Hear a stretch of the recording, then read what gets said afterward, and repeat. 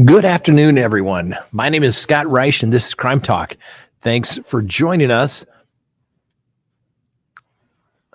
We're doing something a little different today. Normally, we put up a daily show, but we figured today, hey, let's give it a shot. Let's go live during the middle of the day, see how this works out. We'll kind of go through our regular program, but it's one of those end of year type of things where, yes, I have work to do, plenty of work to do, but I don't know, maybe it's just end of year putting stuff off. So I thought, hey, let's go live. Frank, the hardest working man in show business, working behind the camera, said, let's do it. Let's see how it works out. So here we are. And obviously, today is December 28th. The new year is almost here. Hope everybody had a great Christmas. And obviously, a happy new year to all of you. I hope you all have all of your wildest dreams come true. And so today, like I said, we're going to try something a little different. We're going to talk about, obviously, the Gypsy Rose Blanchard released from custody, 10-year sentence. She did about 7. That's about right. Crime of violence, going to serve 75, 80%, but you get the good time calculation. Does she even really deserve to go to prison? I mean, she did ask her then boyfriend to kill her mother. Generally, that's something that you don't go around asking people to do. Not something you take lightly. So we'll talk about that. Ruby Frankie's business partner, Jody Hildebrandt, pled guilty. She's going to prison. Kind of a woman's day on the docket. And then obviously the home where the murder of the 4 Idaho college students, where Brian Kohberger is accused of killing all 4 of those individuals. Well, that house has been demolished. So we'll talk about that and a lot more. And we're also going to take your calls as well. So if you'd like to do that, we'll certainly look for the chats. We'll try to get everybody in there as we can. Now, like I said, we don't beg for super chats, but if you're a member, like it looks like 843 Amy's been a member for 31 months. Thank you. Happy 2024. And you know why I saw that comment? She's a member, and it shows up green in my flow of comments and questions here. So thank you, 843 Amy. We appreciate that. It certainly makes it a little easier to see those comments. And like I said, you can also call in. I guess I should have this phone number memorized by now. Sorry. 725-228-TALK, 725-228-8255. So feel free to give us a call. That'd be great. What are your plans for the New Year's? But how about the Gypsy Rose Blanchard case? I mean, obviously, this young woman, I think she's 30 now, 32, I guess.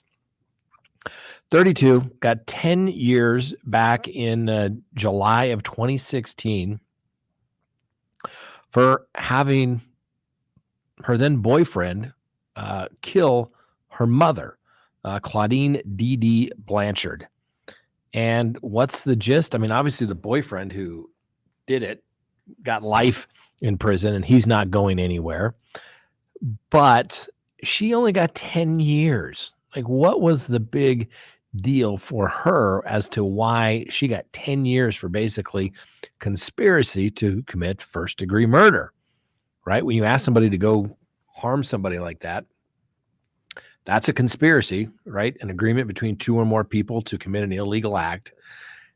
And whoever commits the act, that overt act, in furtherance of that conspiracy, well, guess what? Everybody in that conspiracy is guilty, just like they, stabbed somebody or pulled the trigger. In this case, it was stabbing his mom. But that's, so for her to get 10 years and the guy that she asked to go do it gets life, what were the circumstances?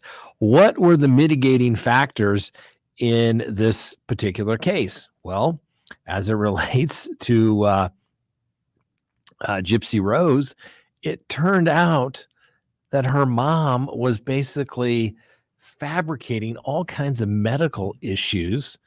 And it's literally something out of a Lifetime story where a gypsy was the victim of Munchausen by proxy syndrome, where it's a form of abuse where the guardian will exaggerate or actually induces illness of the child to get sympathy for themselves. And obviously that's very odd. And so Gypsy's mom, Dee Dee, had convinced everyone that Gypsy was terminally ill with the mind of a 7-year-old who suffered from muscular dystrophy, leukemia, and a slew of other ailments. And, Gypsy would apparently tell people, like, I don't feel bad. I'm okay.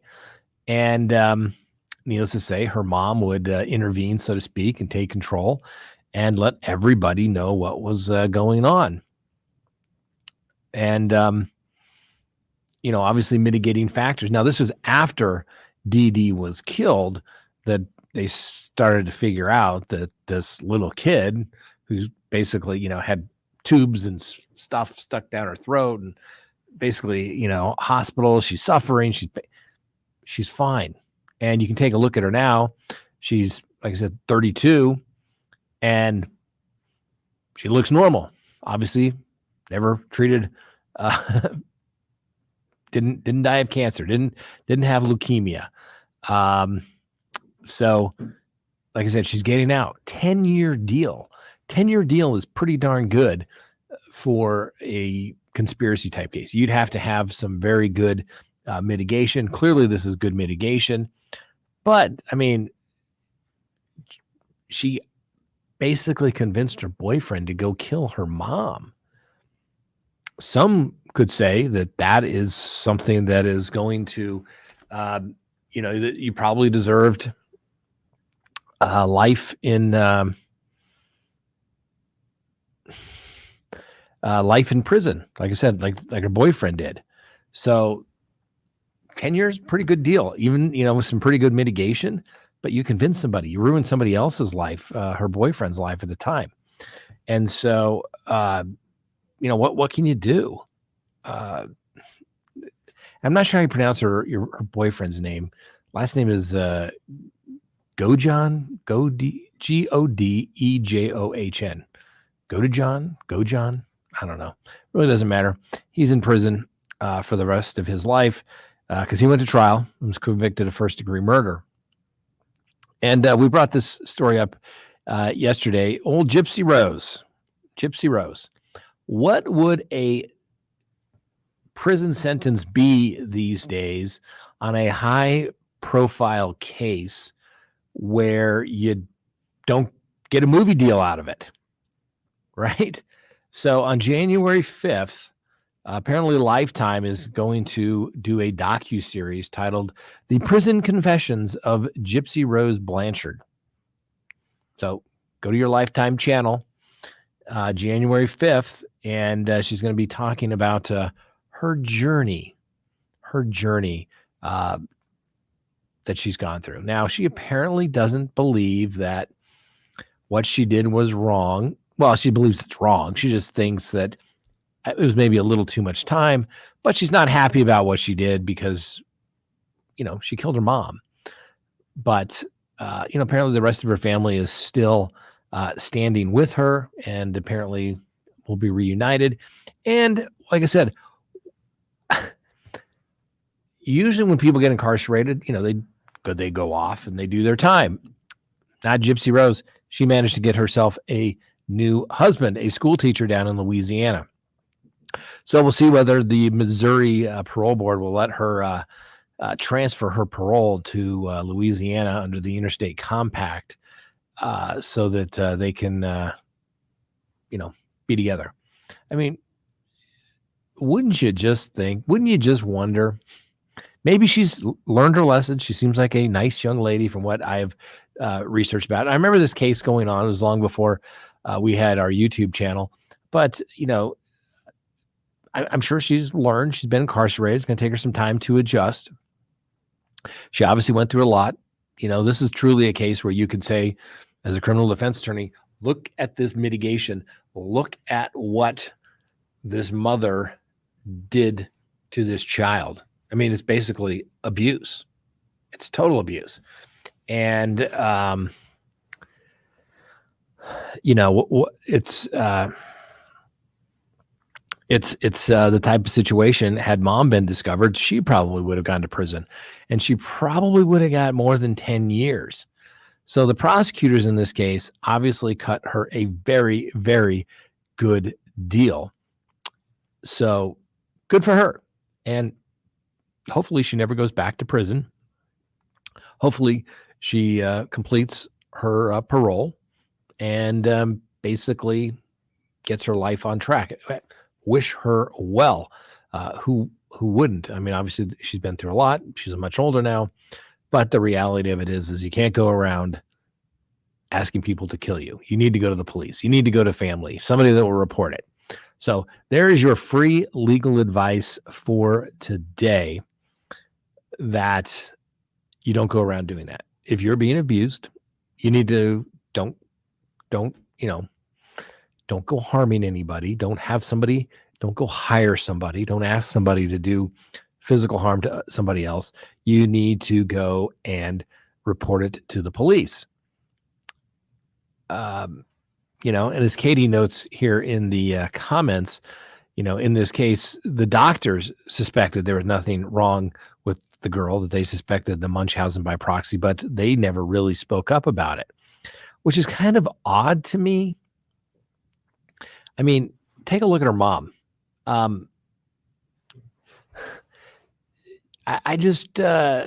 don't, how could she be so convincing to the doctors that she convinced medical doctors who are looking at the data, the blood results? Hey, does she have cancer? Does she not have cancer? Does she have leukemia? Is she dying?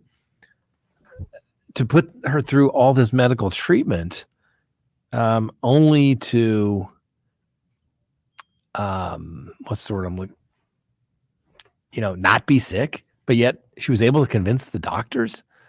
That's just crazy to me. But hey, one thing I've learned and figured out in my lifetime as I get older and been doing criminal defense for a long time, nothing surprises me anymore, ladies and gentlemen.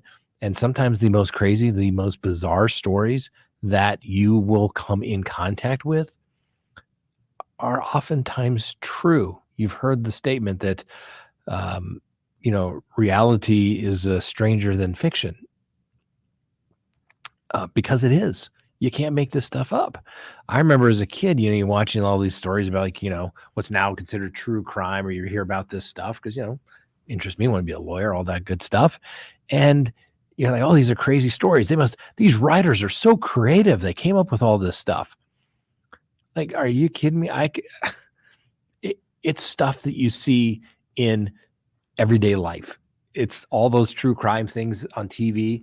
They're not, they always say the names have been changed to, protect the innocent and expose the guilty kind of deal. That is because it's real life stories. And they're always crazy. I mean, it's always crazy, ladies and gentlemen, whether it's just the way the facts laid out, the defense that somebody's coming up with, the theory, no matter how bizarre it may be, it's often, life is stranger than fiction. That's for sure. And, you hear about the Munchausen by proxy syndrome. I mean, I've never run into that personally myself, but clearly this is a case where it was. And, you're basically, Dee Dee was abusing her child. Putting her through all these various treatments and shoving tubes and hoses and surgery. How is that not abuse? And I'm not saying she deserved to die for it, but you would think that somebody would have stepped up. Where were the doctors? When we did our story yesterday about Gypsy's case, was they, how could she be making money off of this? Well, some states have Slayer statutes where you cannot make money for various victims, but you can get around that. We're seeing that in the Gilgo Beach case where Huerman's wife is doing a deal. Now, she's not subject to the Slayer statute, but she's providing, background information, providing access to, her photographs throughout the years. There's ways around that that you can do. So it's rather interesting, and I'll be curious to see if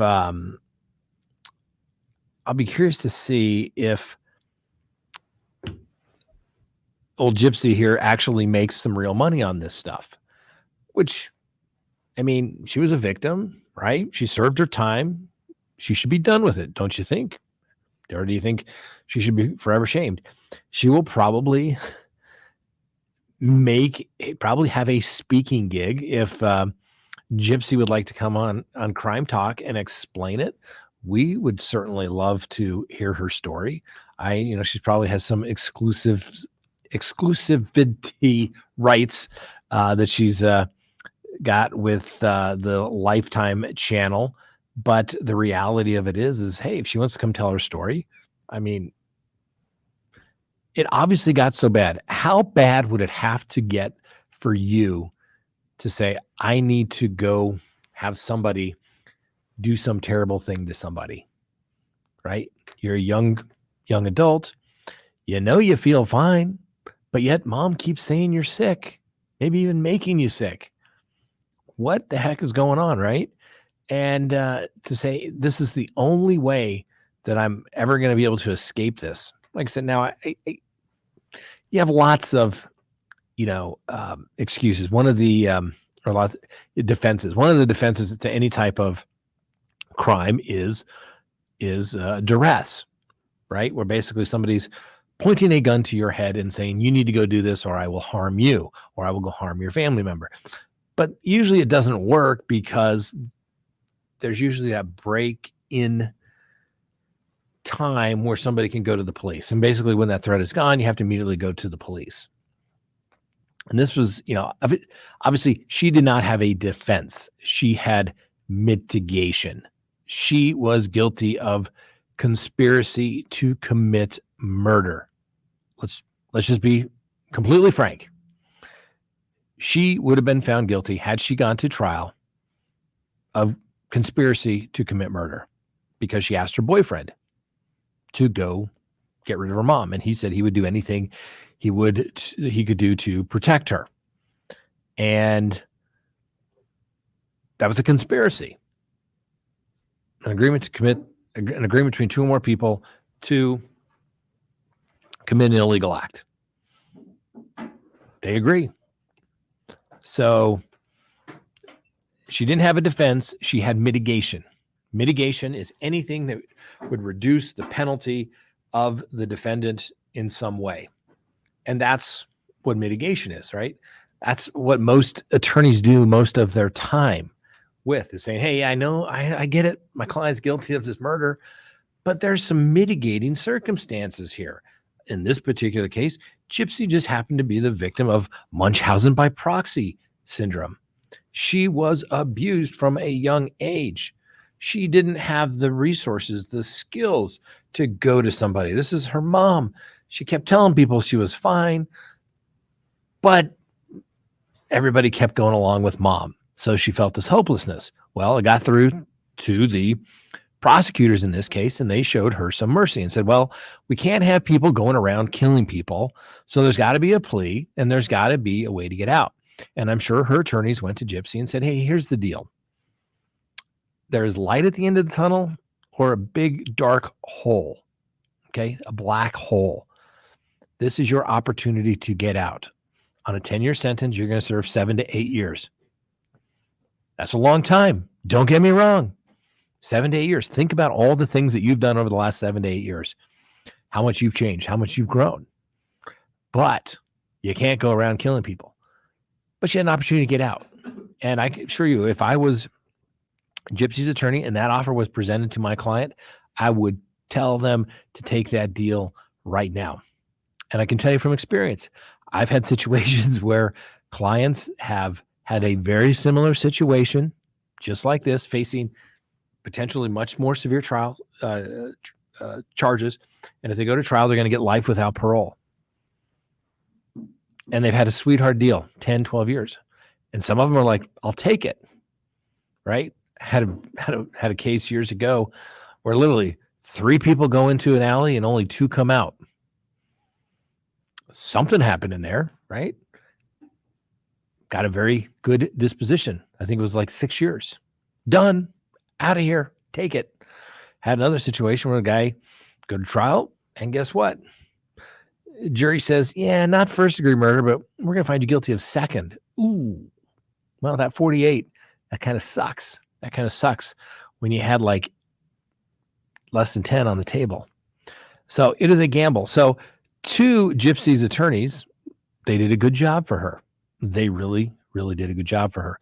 She gets out. She has light at the end of the tunnel. She now has a husband. She's going to be able to go start a life. Who knows? Maybe go have kids herself. Probably make a fortune on the speaking tour. I mean, can you imagine the adversity that I overcame? I had to go to prison for killing my mom, but look at me. I'm a success now. And she's probably going to ink a, TV deal. She's going to get something out of it. Vicky here says Gypsy never deserved to be in prison for 10 years. Maybe 3, but definitely not 10. It was self-defense, 100%. Her mom was trying to kill her and would have achieved this eventually. I mean, Vicky, I get it. I mean, it's somebody is making you ill no matter what you do. Is it? But it has to be imminent, right? To have a true claim of self-defense. In most jurisdictions, the person charged has to be able to say, I felt that I was in fear of death or serious bodily injury. Obviously, we all know what death is. Serious bodily injury. Usually, you think they're going to come break a bone on you, fracture a bone on you, some sort of permanent disfigurement, either a loss or some sort of extended impairment of an organ, an eye, something along those lines. Basically, they're going to put a can of you-know-what on you, right? And so that's where that comes from. Was this imminent? Because she had picked up the phone? She's gone to the doctors and said, hey, I'm fine. I'm absolutely fine. I feel great. Other than you all sticking tubes down my throat and feeding me through feeding tubes and mom doing this and that. So, yeah. All right, Frankie. So we have a call. Yeah, we'll have a call. All right. Who do we have on the line? All right. No name, but you're on. Hello. Zelda? Zelda. Who is it? Zelda. All right. How are you today? Zelda. I'm over the edge of Boring, Oregon. It's cold here. I hate the cold. I have followed this. Yeah, I want to go to Las Vegas and go swimming in the sunshine. I followed this case from day one because we adopted a girl from an orphanage when she was 4 years old. She had classic case of Munchausen by proxy. Her kids were always sick, and then she was videotaping them having seizures, and then she'd post it.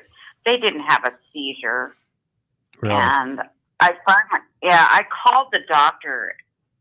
She was arrested for filing 5 different false charges of rape on different men. Wow. So this girl was dangerous. Had some issues. She's dangerous. Yeah. Yeah. And we sent her to Christian school. We did everything we could for this girl. She stole money out of our banking account, savings account, thinking that we wouldn't notice. She transferred $10,000 from one of our accounts into her account when she worked at the bank. But wow. Anyway, I finally called her doctor. I kept telling her quit posting pictures of your children on Facebook having seizures or That's saying that they have this, that, or this. They were 10 and 12 years old at the time. I said, this is going to ruin their life. It's going to come back on them when they get older. Yeah. And so I called the doctor and I talked to the doctor for just a few minutes, and she says, I agree with you. And I know because of HIPAA laws and stuff like that, you're not supposed to really discuss a patient's case, but this doctor was interested because it had gone on for years. And she said her daughter had anaphylactic shock over this, that, the other, and I'm just going, oh my gosh. And it just got worse and worse over the years. And so we finally had to cut ties with her. Yeah. But, you adopted the child from her? From that woman? Is that right? we adopted her. We you adopted adopted her her. and another girl. Oh, Yeah. I see. She was okay. 4, and it was a very big case in Tecate, Mexico, where the kids were being abused. And my husband and I broke open the case. It was on Geraldo Rivera and Channel 39 with Jody Hammond. They told how we had cracked the case open in human trafficking. It was a Bertha Holt orphanage. Wow. And we met Bertha. Yeah, she just cried her eyes out when she learned that what had happened to one of her orphanages turned into a nightmare. Yeah. So what about we Gypsy? Left San Diego. So what about Gypsy? Do you Pardon? think? So you don't think Gypsy should have got any prison time? I used to be a deputy sheriff. Let me tell you, she deserved going to prison. You have to punish her. There has to be some consequences for her behavior. Sure, like anything in life. I feel sorry for her. I feel sorry for her. I feel sorry for me because I got hit by a drunk driver. Well, I'm sorry to hear that. But she did wrong. She was raised by a monster, and I like the fact that they contemplating flushing Dee Dee's ashes down the toilet at the truck stop. Did you hear about that one? I did not hear about that. That's the father was talking. Yeah, the father was talking about that because Dee Dee had poisoned his wife, which would be her stepmother. Okay. And she had suffered neurological. Yeah, Google that. She suffered neurological problems because of the poisoning that Dee Dee. And then so they said, well, they're going to flush her ashes down the toilet. Wow. That's what I'll have to look into that. Yeah, I heard the father say that. I thought, well, I have to agree with him. But, she did wrong. She was old enough to know that she was doing wrong. But she was also conditioned from the time she was a child to lie. Yeah. And to be sneaky and get away with stuff. But then she was really harmed, having her teeth pulled and then a feeding tube. And it's definitely abuse, no doubt. And certainly old Dee Dee had some issues herself that, trying to get this sympathy for her children. But, like you said, you can't necessarily go around having people conspiring to kill your parents, let alone any other people as well. Society just can't have that. And so, I personally think, like I said, her attorneys did a very good job for her. The prosecutors thought that, hey, we want to do justice here. Obviously, the boyfriend that killed Dee Dee, he got life without parole. Go to John. Yeah, go to John. Yeah, go to John. Yeah. Okay. And then, they showed some mercy to Gypsy. She may not have got that in all jurisdictions, given the fact that, she was involved in the conspiracy to kill her mom, regardless of what they say. I hear it all the time. We present mitigation on cases and yeah, that's great. But, I really don't care what kind of crappy childhood your client had. And I've literally had DAs tell me. I had a crappy childhood. Yeah, my dad used to beat me to just Yeah. to within inches of death. But I never thought of doing anything horrible to him. I just thought he was crazy. Yeah. All right. Well, And, thanks for your call. Okay, I feel sorry for Dee Dee, but she had to suffer some consequences. And I think the 10 years that she was given is right. And you talked about that black hole. Well, I think Chad Daybell's going to experience that black hole in his portal body. All right. Thank you so much. All right. Thank you. All right. So thanks to the caller. You can do that. Give us a call. Numbers going across the bottom as well. 725-228-TALK, 725-8255. And now in the comments here, interesting is that people are like, hey, which person is more dangerous, Nick or Gypsy? Gypsy was raised by a master manipulator. There's no way she didn't pick up on some of that ability. And Gypsy is a very good manipulator. I had a friend in prison with her and she played the guards, etc. So maybe, I understand maybe she's a victim, but maybe she picked up a thing or two. Positive vibes is like, hey, I think Gypsy is more dangerous. Let's see here. Nick had an 82 IQ. He deserves a new trial. You will hear from Gypsy again. Well, you're definitely going to hear from her on January 5th because she has that new show coming out on Lifetime called The Prison Confessions of Gypsy Rose Blanchard. That's right. It's she's opening up about her journey to help others. What help do you think she could offer people? Don't kill your mom. No matter what bad thing she's doing, go to the police. We talked about this story yesterday that, obviously it was kind of the stuff coming out, and today it's coming out as well, that she was going to be released. And then today she's been officially released, and, she wants to go home. She's going to be with her new husband, and she's going to be surrounded by loved ones, and that will make her happy. Apparently her dad and other family members are sticking behind her because, like I said, Dee Dee, and the caller noted that Dee Dee was not a good person. She tortured a child who probably should have gone to trial.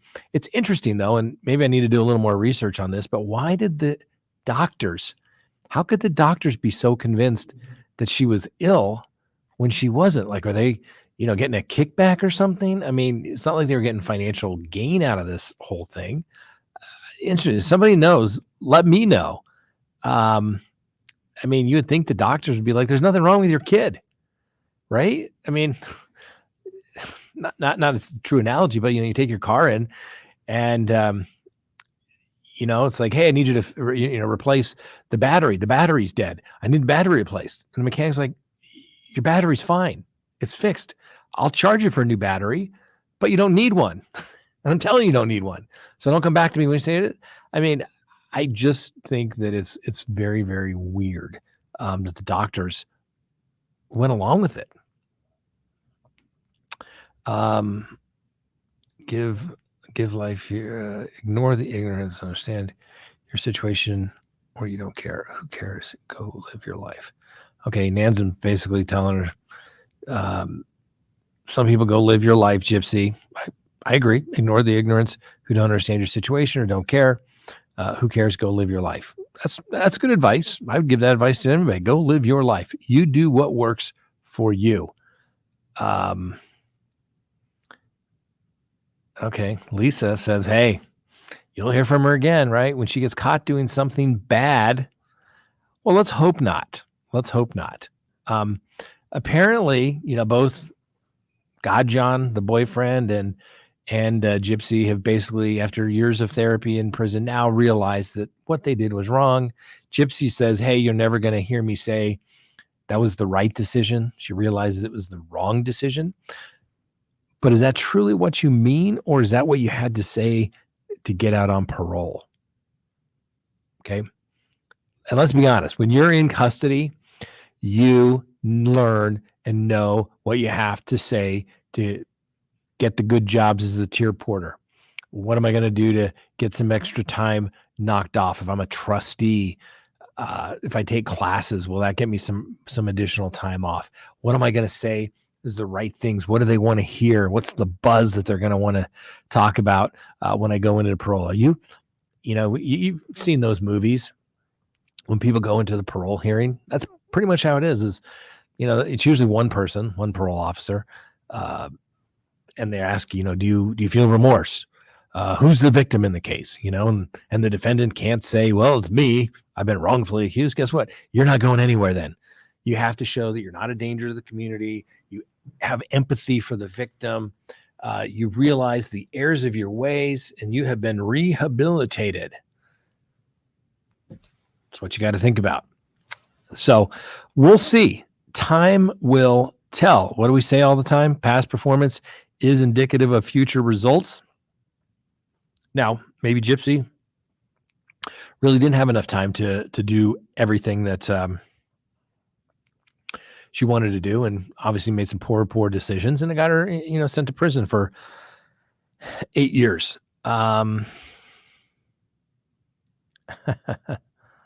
What's this?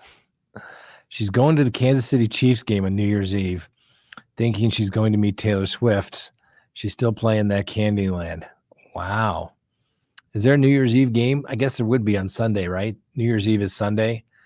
And hey, obviously the Broncos are out of it, but anytime the Kansas City Chiefs can lose, that's a good thing.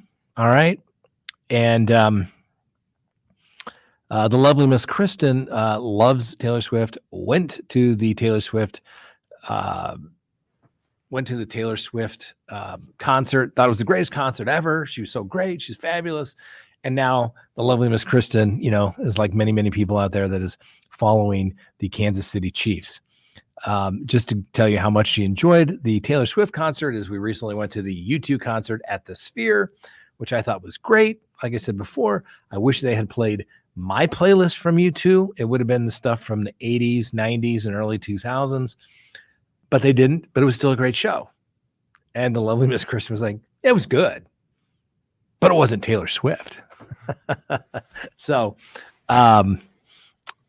who knows? Maybe old Gypsy will go get to see Taylor Swift. I doubt that they're going to let her anywhere near Taylor Swift. I think that would just be some bad PR. No matter what you do, you're going to offend somebody. Why even go there? We'll just have to wait and see. All right. I agree, Scott. Typically, the treatment she was received should be backed up with scans. Yeah, that's just a weird thing. I wonder if the doctors, maybe somebody knows. I don't know. Were any of the doctors ever sued for malpractice? Because, if you're performing medical treatment on somebody and you are performing unnecessary medical treatment on somebody, that's the kind of stuff that they take away your medical license. I don't know. I remember the case. It was before CrimeTalk, so we didn't follow it as closely as, I would have had we'd been doing CrimeTalk. But it just really makes you think and wonder what went on. I just find it hard to believe that somebody wouldn't say, this is ridiculous. I don't get it. Hey up, Scott. How you doing? Appreciate it. Hey, also remember, everybody, the drill. Subscribe if you haven't, like if you do, leave me a comment or call in, and also hit that little bell so that you get notifications when we go live or put up new content. Taking a look here at some of the other things here. Indeed. Gypsy has been released. Oh, we have a super chat here from Texas. Texas Gina. Now, see, ladies and gentlemen, look at the beautiful bright colors that we have on Texas Gina's comment. It pops right up. I see it. I'm going to read it. Emergency room doctors go by what the parents say, and if they see prior records of a child coming in for the same thing, they're going to believe them. All right, well, good to know, Texas Gina.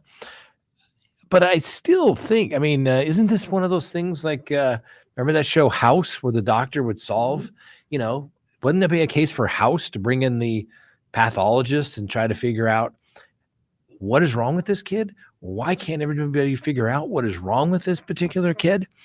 And I don't know, but I get it. Emergency room docs, they're treating on that situation.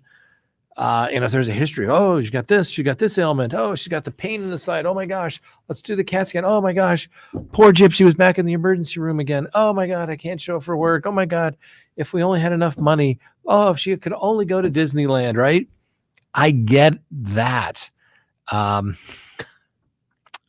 So great question or response there, Texas Gina. See, we have here at Crime Talk, one of the beautiful things about it is yes, I've been practicing law for a long time, but our fans, our viewers are some of the best fans and viewers out there in the whole world and on YouTube. They're so smart. They're so knowledgeable.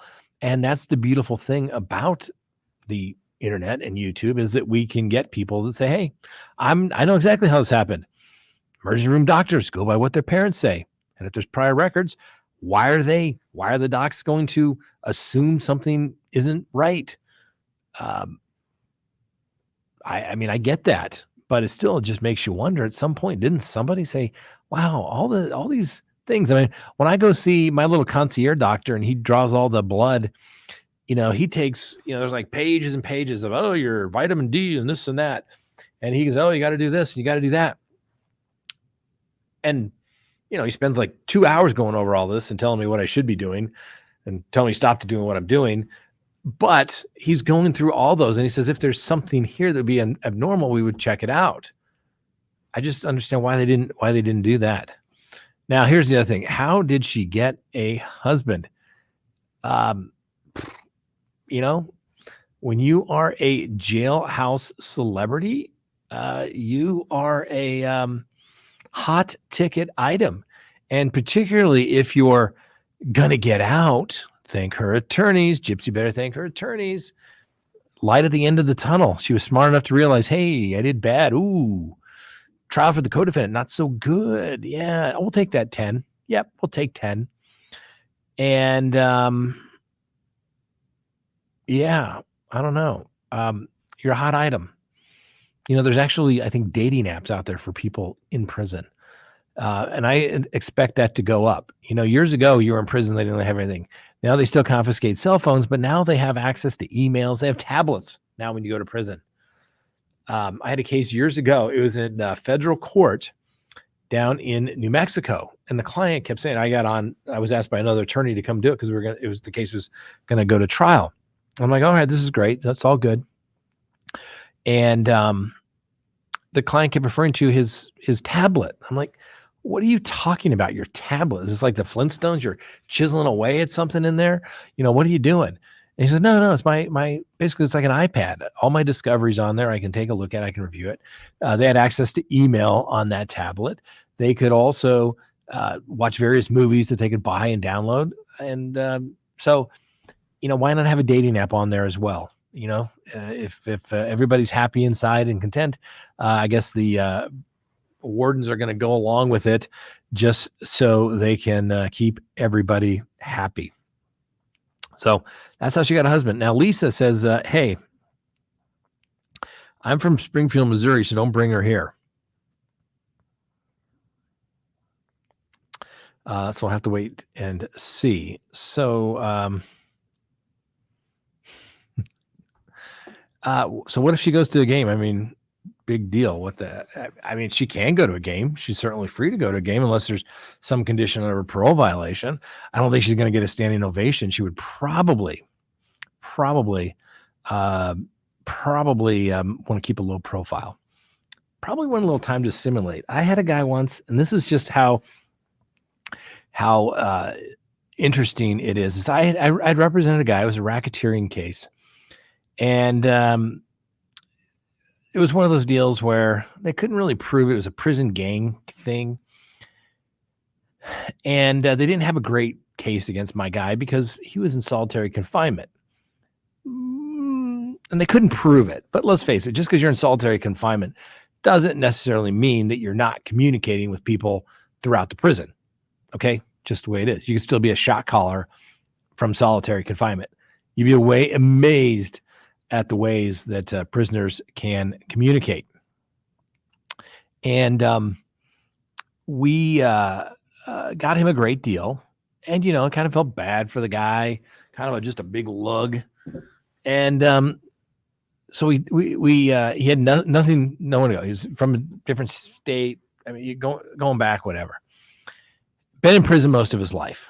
And remember my young associate and I, we were going to, take him out. So we took him to a restaurant, and I think it was on the way because we had to stop and get him clothes. He had no clothes, basically. So we felt sorry for the guy. So we were like, okay, stop and get him some clothes, got him an airline ticket home, super cheap airline ticket. He'd never been on an airplane before. And I think we stopped at maybe a store, but like he was just freaked out by the entire experience. So it takes time for people to adjust when they get out. So I'm going to venture to guess that old Gypsy's not going to want to go out there and be in the public limelight just yet. Hey, she's got a big special coming out on June 5th. Just direct everybody to her Lifetime channel. Heck, we should get royalties for announcing it so many times that she's going to have her show, The Prison Confessions of Gypsy Rose Blanchard, premiering January 5th. Lifetime. Let's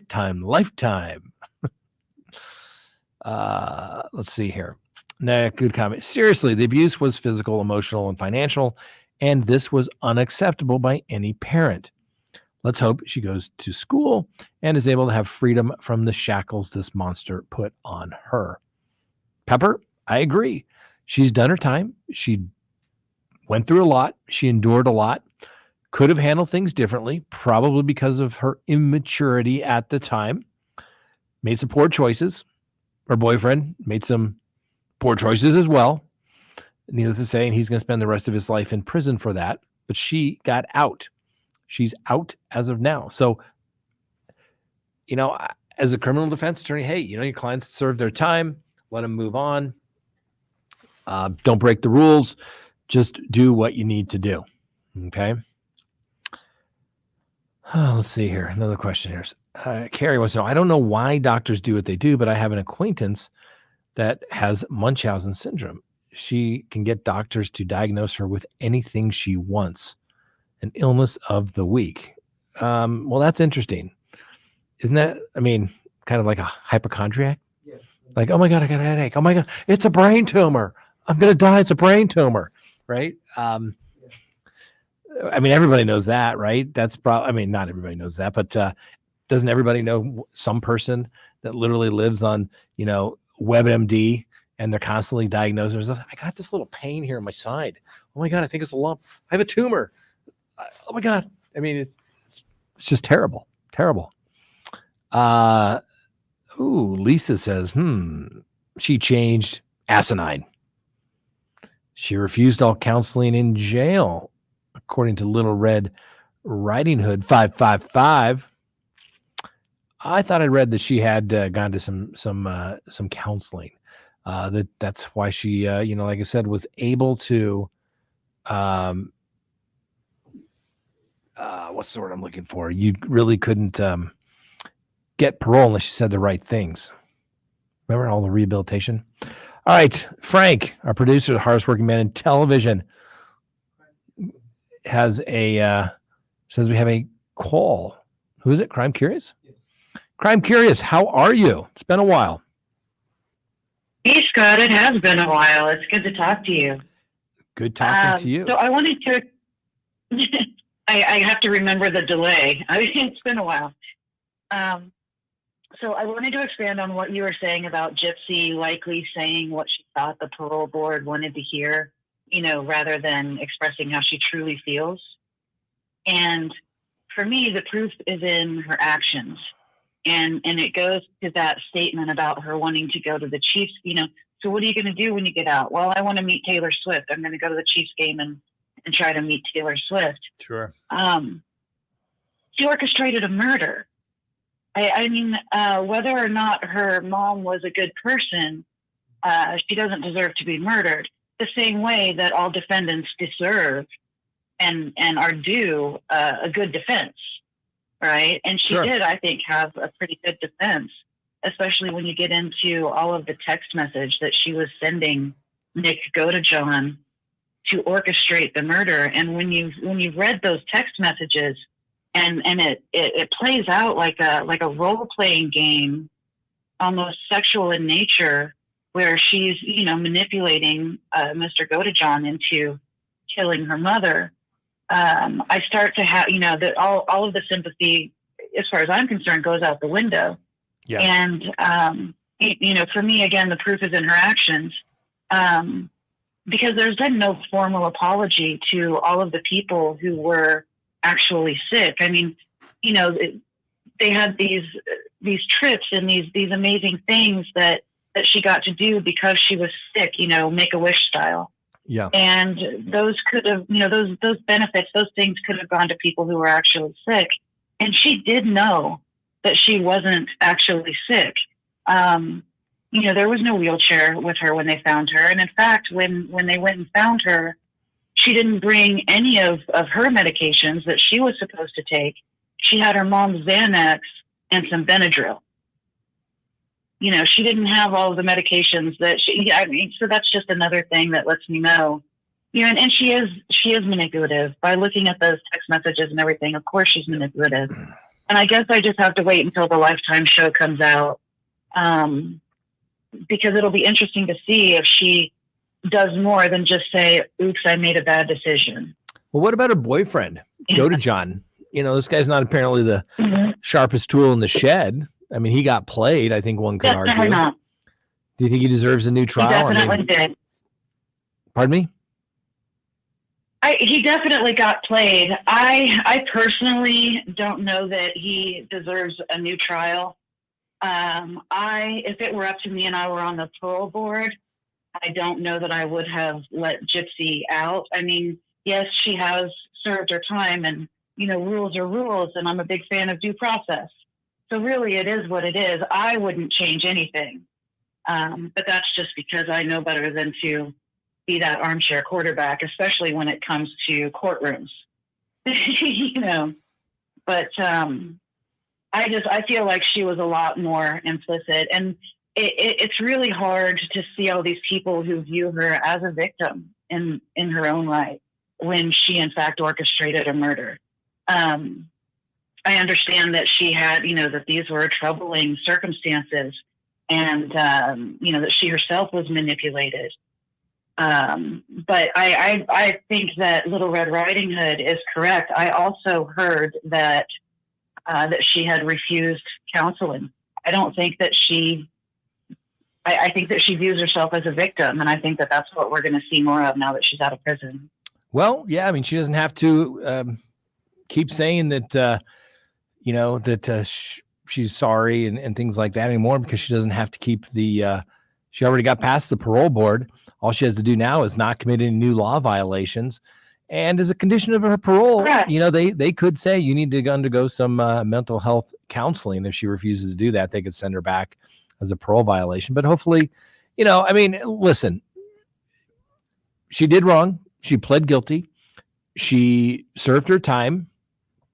And, like I said, as a society, we can't go around condoning people killing other people when there's not like a self-defense, and duress probably wouldn't have played in here as well. So, but hey, she gets her chance and she gets to begin again. We'll see what she does. Like I said, yeah, when you went to another, if I were to, I'm sorry.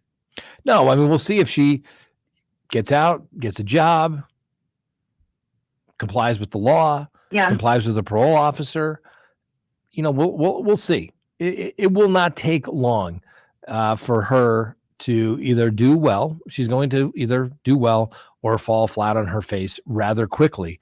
We'll just have to wait and see.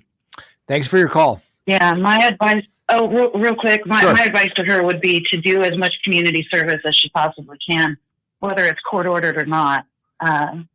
Just you spend the rest of your life trying to give back to society and see what happens. Yeah, or she could just really quick, she could go get a job too. yeah. Maybe she picked up a skill in prison. I wanted to ask you. I wanted to ask you real quickly. You've mentioned a couple of times on your show about recent changes to Colorado law as it relates to open records. Yes. And I have a large interest in that. I get, open records all the time. I'm currently doing Cora requests for all of the phone calls that Letitia Stout made while she was in jail. Sure. And video visits and the jail file and the case report and, all of the stuff. So I'm wondering if you can just give me a 30,000 foot view of, I'm just wondering if you could quickly explain to me what's happening there. And I know that's asking a lot. So real quick, and, I just very quickly, but the Colorado legislature passed a law. The governor signed it, and it basically says that the courts need to redact all cases where a minor is listed as a victim/witness. So obviously, if there's a homicide case, to a child abuse case, to a domestic violence case where the kid happened to be there, they're a potential witness. So the legislature said, go do this. The court administrator for Colorado basically said, hey, well, we got to comply with this law. How are we going to do it? And they said, well, then they said that, well, we can't do it. We don't have the ability to do that in our court system. So therefore, we're just going to restrict the open records file for everybody to basically attorney of record. So basically, they've closed all the public records as it relates to criminal cases because of this. And hey, so I'm wondering how that will affect me. You're not going to be able to get access to it. I still have it. And when exactly does this start? Because I'll tell you what, El Paso County is not giving me this information. January 1. It's just taking weeks longer, January 1st. Yep. Okay, that's what I was afraid of. Yep. All right. Thank you so much, All right. Scott. It was good to talk to you. Good talking and to you. Always love to Frank and Kristen. Goodbye. Thanks. Bye-bye. All right. Yeah. Okay. Yeah. And I think we mentioned this, but that's not it. Her husband, Colorado Supreme. Oh, that's not the one. But yes, Colorado Supreme Court has been very active lately, making all kinds of headlines. Yes, the new husband for Gypsy lives in Louisiana, so she's going to have to request an interstate compact transfer to go reside with her new husband that she met in prison. I guess we'll see if she'll be able to make that transition from roommate in jail to a new roommate/husband. So, all right, you got a call. Shelby, you're on the air. Hey, Scott, how are you doing today? Better than I deserve. That's awesome.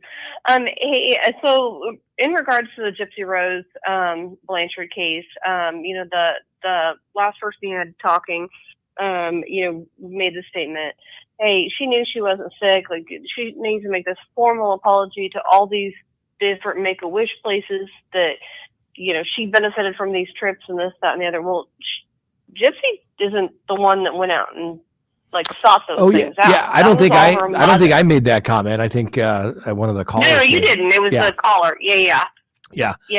No, I don't think she. I don't think she owes an apology to any of those folks whatsoever.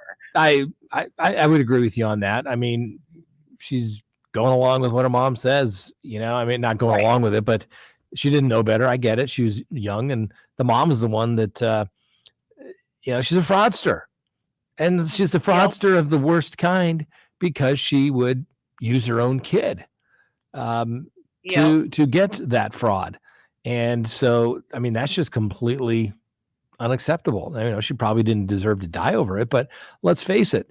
Oh, no. Old Dee Dee probably would have got more than 10 years had all this come to light and then she had been charged with child abuse.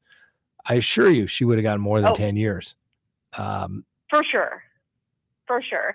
And, you can't help but to pick up on some of those manipulating behaviors when that's what you're taught from, that was her only source of any contact in the world was her mother. Yeah. And she sees her mom manipulating everybody. Well, I mean, that's kind of, nature versus nurture type of a thing.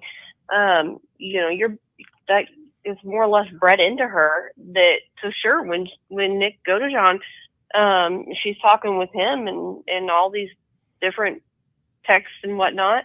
Well, yeah, I'm she did what she knew. And it sucks that Dee Dee's gone now, and can't stand for, to face the consequences of her own. But I think she's in her own hell with it. She put herself there, so to speak. But again, she also didn't deserve to die.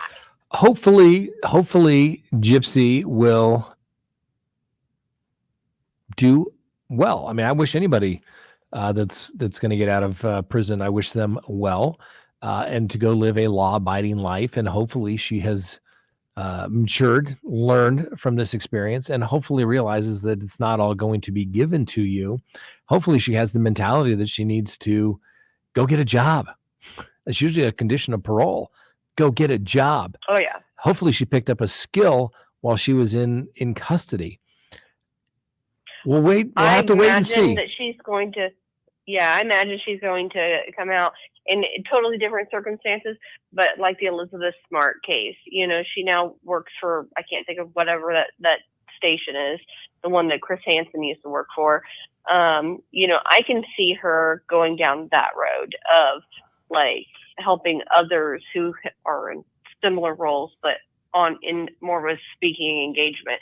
That's just kind of personally like my foreshadowing, but what do I know? No, hey, it's all speculation at this point. Nobody knows how it's going to go. My experience is most people that get out on parole usually fail miserably. Sure. It's the recidivism rate. Yep. Yeah, they usually will do something and they think, well, it's not that big of a violation. My personal, it's like when you have clients and you're trying to negotiate a deal, and they're always like, well, there's nothing violent on my record. That's true. But you have like 8 felonies all for these, same crimes. And guess what? You're charged with the exact same crime. So, I hope people change. I wish people to change, but oftentimes people don't, even after a prison stint. You hope that they will. We'll wait and see. Usually if she's going to fail, she will probably fail big, and she will do it quickly. Maybe we'll never hear from her again. Oh, yeah. I hope that's the case. I do so too. My dad, he was born back in 1931. He passed away in 21. But he started his life out initially, I say life, in his adult life, going out with some of the boys, and the thing to do was to go and rob one of their parents' gas stations, and then they went and hit up one of the other parents' hardware stores where they stole a bunch of guns and things like that. And my dad was the only one who was actually 18, so they made an example out of him and charged him with the worst of all of it because he should have known better, right? That's how they said. So they let him out. I think he did like 6 months, and then they let him out, and he said, goodbye, I'm leaving. And he took off out of the state of Indiana and headed for Florida. Well, then he just violated because he just bailed out.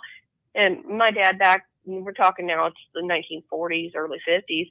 He took off for Florida, got married, had this fake name. His wife had a fake name. Daughter, they didn't give her the right name on the birth certificate. It was a huge mess. And then finally the mother, or the wife's mother, talked him into coming back, and it was literally waiting in with the probation team for him to come back in town.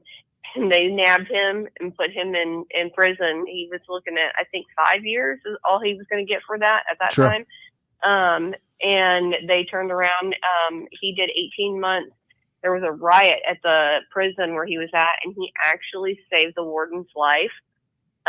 He hit him back in behind some potatoes. And when he came up for parole, You know, he'd had one escape attempt while he was there, but when he came up for parole, like they're like, why did you try to escape? He's like, I don't like you here.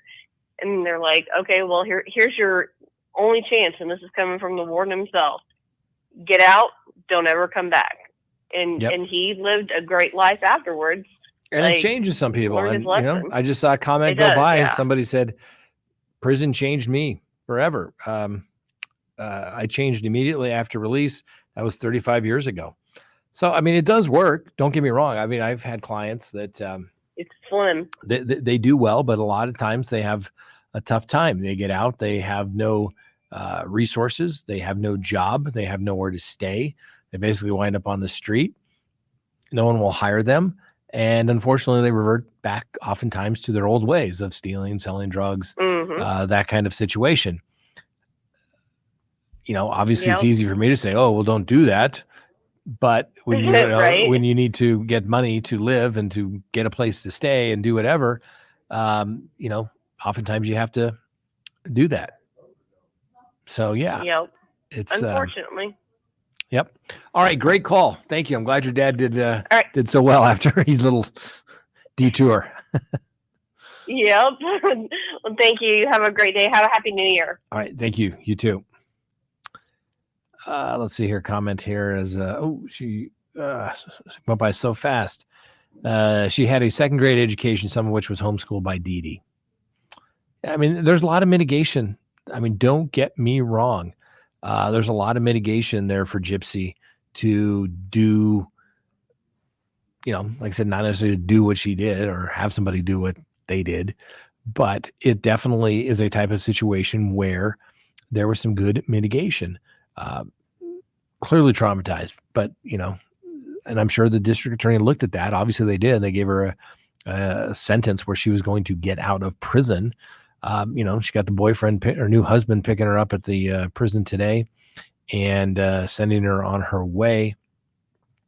So, we'll have to wait and see. I'm sure she will be the next celebrity in the true crime world here for a while.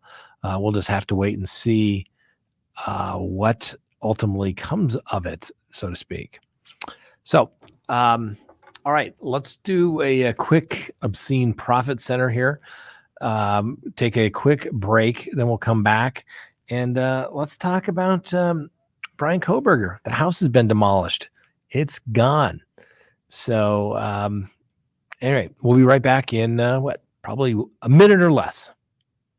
Please go to crimetalksearch.com, sign up for a background subscription service. You'll be happy you did. If there's anyone out there you were ever curious about what was in their background, now is the time to do it. If you're going to get involved with somebody, now is the time to do it. When you go to crimetalksearch.com, you put in the name, literally millions of public records are searched and a report is generated. And it's going to give you a report. If they have multiple social media accounts, you're going to find it. If they have multiple phone numbers, multiple email addresses, it's going to be found. And more importantly, you're going to get information regarding criminal history. Hopefully the person you're searching has none whatsoever. But if it's there, it's going to be found. You're going to get everything you'd want to know, whether you're going into business or whether you're going into a personal relationship. You're going to be able to find out the information you want to know. So go to crimetalksearch.com, sign up today. You'll be happy you did.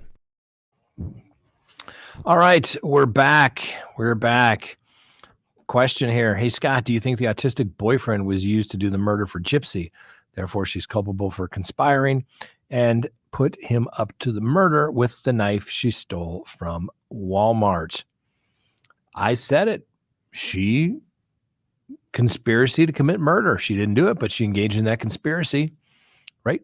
Definition of conspiracy: an agreement between two or more people to commit an illegal act. The two people, obviously Gypsy, boyfriend John, serving life in prison for murder. Stabs her. If you're in the conspiracy, unless you withdraw from the conspiracy, you are guilty just like you did it herself. Like I said, this case, her attorneys did a good job for her by presenting the mitigation of the abuse, the torture that she had to endure at the hands of her mother, unbeknownst to her. Didn't know where to turn. Everyone she thought was going to believe her mom. Dad went along with it apparently because I guess mom was, Dee Dee was like a nurse's aide or something. So she must know something. Who would make stuff up about their kid being sick? Presented all that information to the district attorney. District attorney comes forward and says, we can't have people going around killing people, so we're going to cut you a deal. Prosecutors said, hey, take 10 years. She said, I'll take it. Very smart. So, people say, oh, she's unsophisticated. No, she knew what she did. She knew her exposure. She took it. That's the way things work out in the world, so to speak, and in the criminal justice system. And it's not always fair. Some people think she's a total victim, shouldn't have got any prison. Other people think that she's just as guilty as Godejohn and therefore should be, sitting in prison for the rest of her life. It is. I mean, I hope she did it. I hope she does well. She got a deal. As we oftentimes tell our clients, you got a great deal. You get a second bite at the apple. Lightning doesn't strike twice. Throw in every little sane adage you could possibly come up with, right? And then the one you always tell them is, you got an opportunity. Don't F it up. Oh, no, Scott, we're not going to do that. Oh, here. Yep.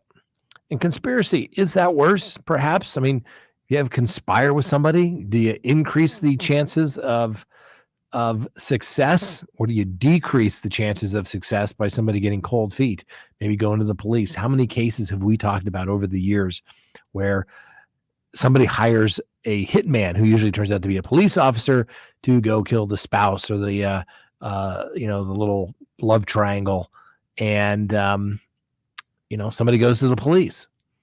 It's interesting here in Colorado.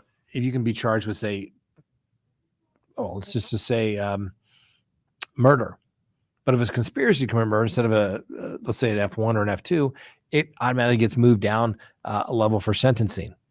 Maybe it should go up. Maybe have an increased chance or likelihood of succeeding with a conspiracy. You definitely have a lot more chances of somebody ratting you out in a conspiracy. So yeah. Ashton says that her mom had a power of attorney and declared her mentally incompetent. I wasn't familiar with that, but as a child, her parents do what they need to do. I don't know if they'd have to go to that extent. James Bond. What do you think about the case where the paramedics that killed the autistic kid? God, what's his name is blanking me out right now. Not Martin. God, I can see it was a kid in Aurora that was kind of minding his own business. Elijah McClain. They were Elijah McClain case. Well, I mean, what was it? One officer was found guilty, 3 were acquitted, and the 2 paramedics were found criminally negligent homicide. It's not mandatory prison time on that case. Probably won't get prison is my guess. I mean, but basically said that, hey, you guys were malpracticed by giving Elijah McClain the wrong level of ketamine. The jury decided, and they were out a long time. It wasn't an easy decision, but yeah. Scott, was her deal a real good one? I think Gypsy McClain's deal was an excellent deal. If I was her attorney, I would have said, you're a fool if you don't take that. You have light at the end of the tunnel. Okay. And I've had to tell clients, hey, man, this sucks, but if you go to trial, you lose, you're going to get life. They're offering you 48 years. And sometimes you're like, dude, you got to take it. You got to take it. You're going to lose a trial. And it sucks. It sucks. I'm telling you. Telling somebody, it's usually a kid that is, 18 to 25 years old, and say, hey, kid, you did some stupid stuff. And now you need to go to prison for 48 years. 48 years. And they oftentimes think, oh my God, 48 years, that's longer than I've been alive. Yep, sure is. And if you want to spend the rest of your life in prison, let's go to trial, because I think you're going to lose. Take the 48. Well, it's crime of violence. I have to do 75% before I'm eligible. Yep, you are. So that 48 turns into 30 something. Once again, you're telling a 20 something, you're early 20 kid, you won't get out until you're 50. So oftentimes what defendants do, and obviously it didn't happen in Gypsy's case, is she didn't look at it and say, well, 10 might as well be life. That's too much, but life is okay. And you get that kind of thinking oftentimes. Well, I'm not going to do it. I'll take my chances on appeal. And then you have to explain to them, hey, you got about a 2% chance of getting a new trial on appeal. And, that's what a lot of people don't think about. Like I said, I don't know if it was Gypsy that, obviously she's ultimately the one that cut the deal, but the people she should really be thanking are her attorneys. She's guilty of conspiracy to commit murder. Under the law, she got a smoking deal. She should be thanking them. Hopefully her attorneys are some of the first people she thanks, and maybe swings by the office when she gets out and say, thank you for doing what you did. You saved my life. I actually get a life. 10 years is a good deal when you're looking at spending the rest of your life in prison. I know it sucks. Like, I didn't do it. I had a defense. Well, a lot of times those defenses aren't going to work. And like I said, people that I'm going to hang my hat on the appeal. 2% of all cases that go to trial get reversed. 2%. Has to be pretty blatant, because it had to have resulted, the judge's decision, the legal error that was made. That's what people think. Wow, we just don't like the decision, we're going to appeal. Well, it has to be something that the judge did. Did they not grant a particular motion that allowed evidence to come in? Did they allow evidence to come in over objection? That's why attorneys object all the time, right? If you don't object, it's waived for appellate purposes. And I've had trial where I think I've objected to just about every question. And thank God I did, because it was preserved on appeal. But if you don't, it's waived. And so it has to result in some unfair prejudice. It was so great that resulted in an unfair trial. Not just, it would have been better if the judge, it's what they refer to as harmless error. It would have been better had the judge not let that in. But, you're entitled to a fair trial, not a perfect trial, right? So, yeah, I think it was a good deal. Jessica Miller. Was it a good deal for her? I think it was a good deal. I would have told the client to take it based upon what I know about the case. And obviously her attorneys thought it was a good deal. Otherwise, they wouldn't have recommended it. And she would not have done it. So, yeah. Hey, everybody, let's be nice in the chats. Looks like there's a little going on there. But let's, whatever. Be nice. We can agree to disagree.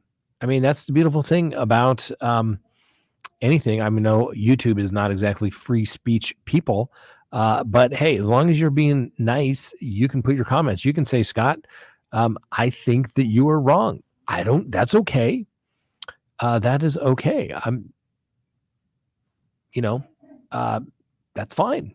Just be polite, and I'll be polite back and say, well, maybe I'm not, maybe you're right. Maybe I am wrong.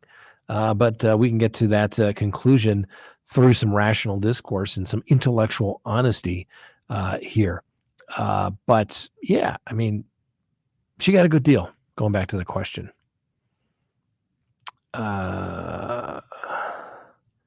He did it because he loved her and she walked away to find another guy.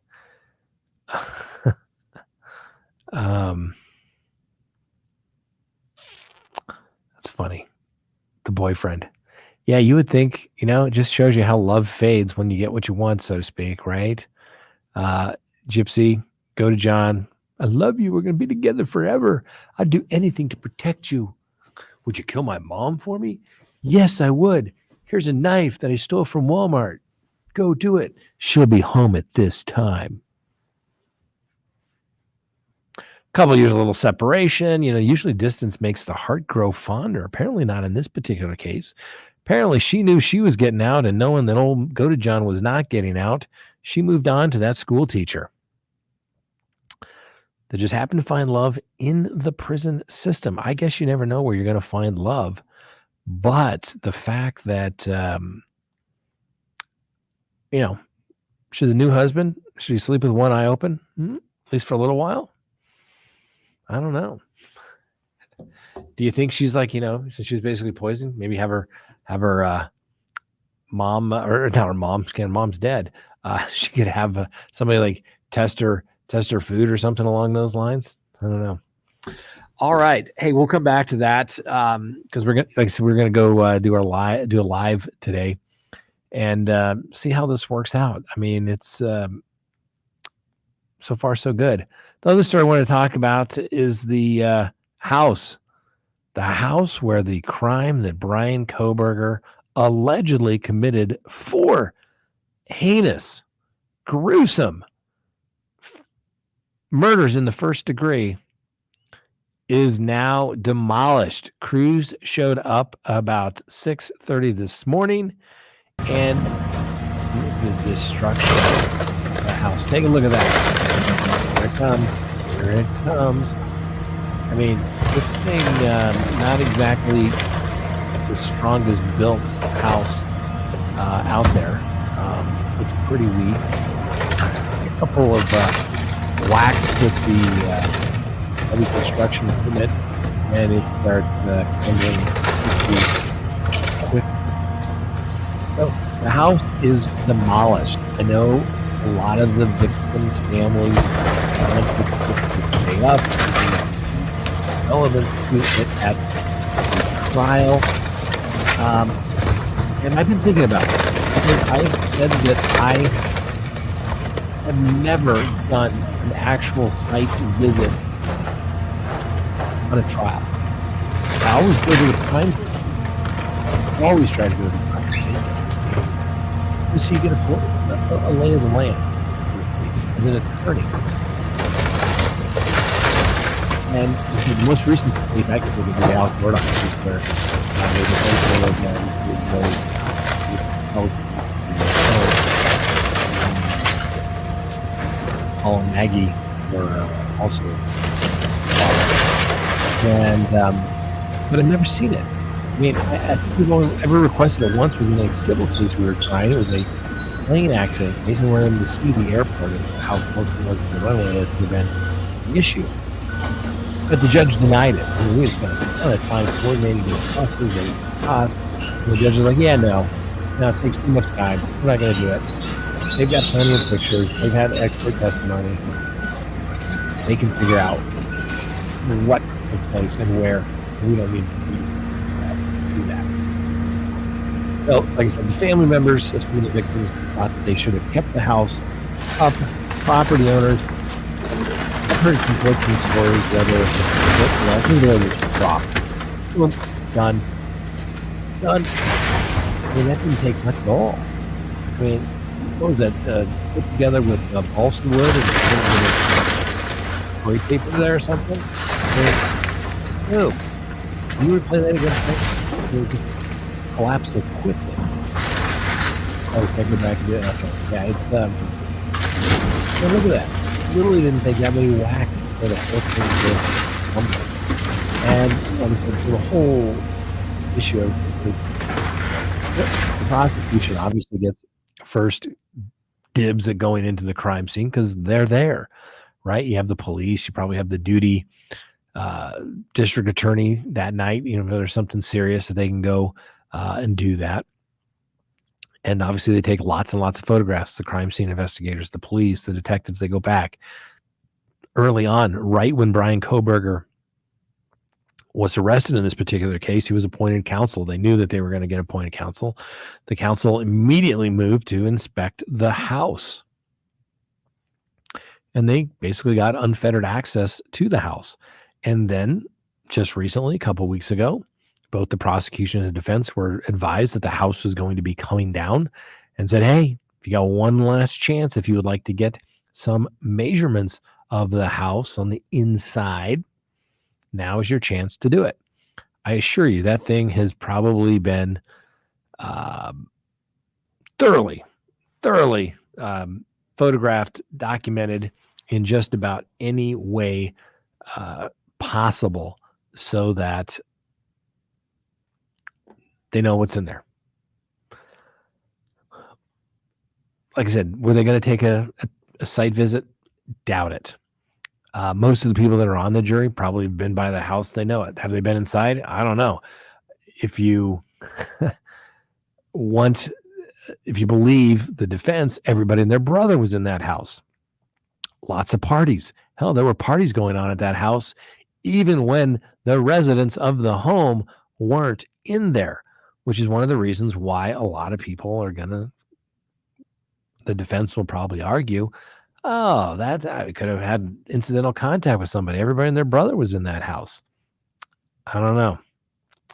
We'll see. A lot of people are like, Scott, it's so obvious that the evidence was planted by the prosecution. They didn't like Brian Kohberger. Well, you're going to have to prove that one to me, because they had the DNA before they knew of who he was. They were just trying to figure out who it may be. So, and I'm telling you that as a defense attorney, that is the defense's biggest problem, right? I can believe, hey, maybe the guy's a college student, man. He's just out late night drive. He's a night owl. Going to go check out the scene. There in old Moscow. It's nearby, the University of Washington where he was going. And he's out and about. Okay, I can buy that. His problem is he has to be able to explain how his DNA got on that K-bar sheath, and just happened to have our handy dandy K-bar sheath here, because the little DNA was found right there on that little sheath right there. As far as we know, nobody has any records of Kohberger buying a K-bar. Like I said, I've had this from my days back in the military. Not exactly the sharpest knife I've ever had. It was good for like digging little holes, cutting some wire, but I guess in a desperate situation, but how did I get there? How did that get there? I mean, you can wipe it off pretty quick if you're there. No guarantee it's actually going to get there. Got to be some sort of sweat, right? We know DNA transfers better when it's actually, like you're sweating, gets there. Like, I don't know, maybe if you were in a struggle with somebody, maybe nervous about going into a house, possibly, right? Or maybe it's just a case of complete mistaken identity, and the real killer planted this with Brian Kohberger's DNA just happened to be on it. If you got any real other proof from that, let me know. We'll certainly explore that, but I'm a realist, ladies and gentlemen. I've said this many, many times on the show, and it plays out true. It doesn't matter what you think. It doesn't matter what you believe. It only matters what you can prove with legal and competent evidence. Now, I had somebody send me some information saying that, this was like a drug, some sort of drug revenge crime. I have no evidence of that. If somebody has some evidence of that, let me know. I don't think that is the case. But if there's something out there, let me know. I've never heard of that. But it just shows you can say anything you want, but you got to be able to back it up. And that's what it is. Lula thinks that he believes that he is Bundy. Well, that's not good, because Bundy wound up dead. Just remember that. Bundy wound up going to the electric chair down there in Florida. Yeah. YouTube Beach. Just an expected handout referring to Gypsy. His ties to criminal justice make this case so bizarre. Can't disagree with you. I mean, this guy wanted to be, I mean, let's face it, he wanted to be a cop, but he couldn't be a cop for some reasons. He had some psychological issues in his younger days, probably prevented him to being a police officer. I always tell young people, you know, everybody's these days is, I need to go to a psychiatrist. No, you don't. Like, I mean, I get it. If you got to go, you got to go. We're not giving medical advice, not anything like that. But that goes kind of in your permanent record. You know, when you have to you apply for something, your medical records are, hey, you ever been to a psychiatrist, blah, blah, blah. And I remember at one point, my son, he played golf. He's pretty good. You know, did really well in state tournaments, you know, top 2 a couple of years in a row. Really good. And at some point you realize that a lot of those kids in any type of sport, they all have about the same physical abilities. It comes down to what's in between the head. So somebody said, hey, you should go see this sports psychologist. They're really going to like blah, blah, you know, do great. And then he's applying to the Air Force Academy. Like, have you ever seen a psychologist or a psychiatrist? Blah, blah, blah. Well, you got to be truthful. Well, yes. Then you got to submit. Why are you going there? Did you have any, you know, suicidal ideations? Were you going to do? No, just wanted to help improve my golf game. But you had to explain all that stuff away. And in Brian Kohberger's case, it could have been one of the reasons why he couldn't be an actual police officer. So therefore, he then devoted his life to trying to see if he could catch other criminals, right? Doing their database stuff. He was, you know, doing that intern job that he had there. Yeah. Diane, can you imagine the horrible life Gypsy had, the physical and mental abusiveness? No doubt. No doubt.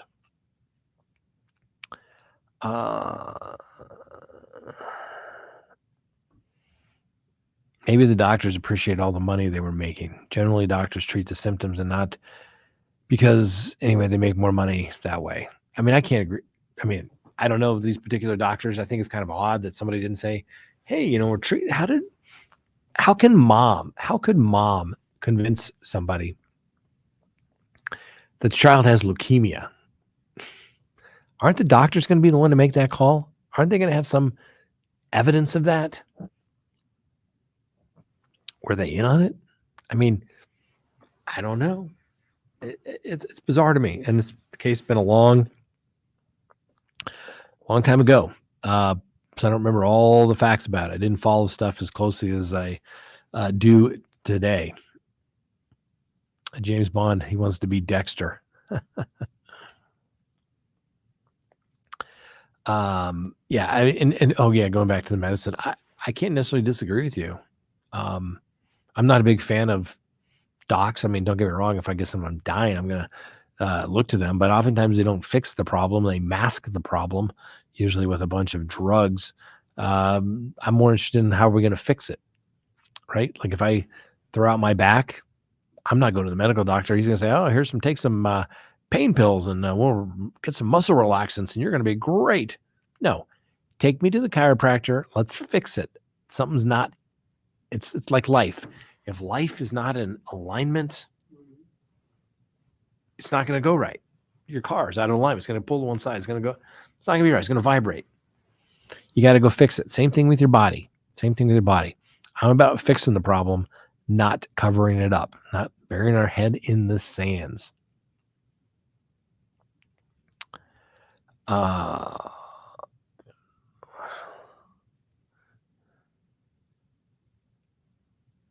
right. Savannah. She's out and doing better for herself, and she deserves y'all on here mad ASF. I know what that means. But haven't gotten up to wash y'all asses. I wish Gypsy well. I mean, seriously, let's hope she does well. Let's hope that it never happens again. Let's hope she's a productive member of society. Maybe she has a family, a long marriage, maybe has some kids herself. Hopefully she will be a great mother if she becomes one. I don't know if she will. I don't know what her plans are. Hopefully she is just a law-abiding citizen and nobody ever hears from her again. The release was in Missouri. I can't remember where the prison facility was off the top of my head. I don't know if I can find that really quick, but she was released today. Apparently, new husband there to pick her up. And there you go. And now she's going to be, she's got to, maybe she'll have some promotions. Better get permission to make all those promotions for the new lifetime presentation, the docuseries, The Prison Confessions of Gypsy Rose Blanchard. 6 hours of unprecedented access to the most popular victim of Munchausen by proxy. Premieres January 5. I'm sorry, Frank, where was she released from? Great. That means I'm not going to be able to pronounce it.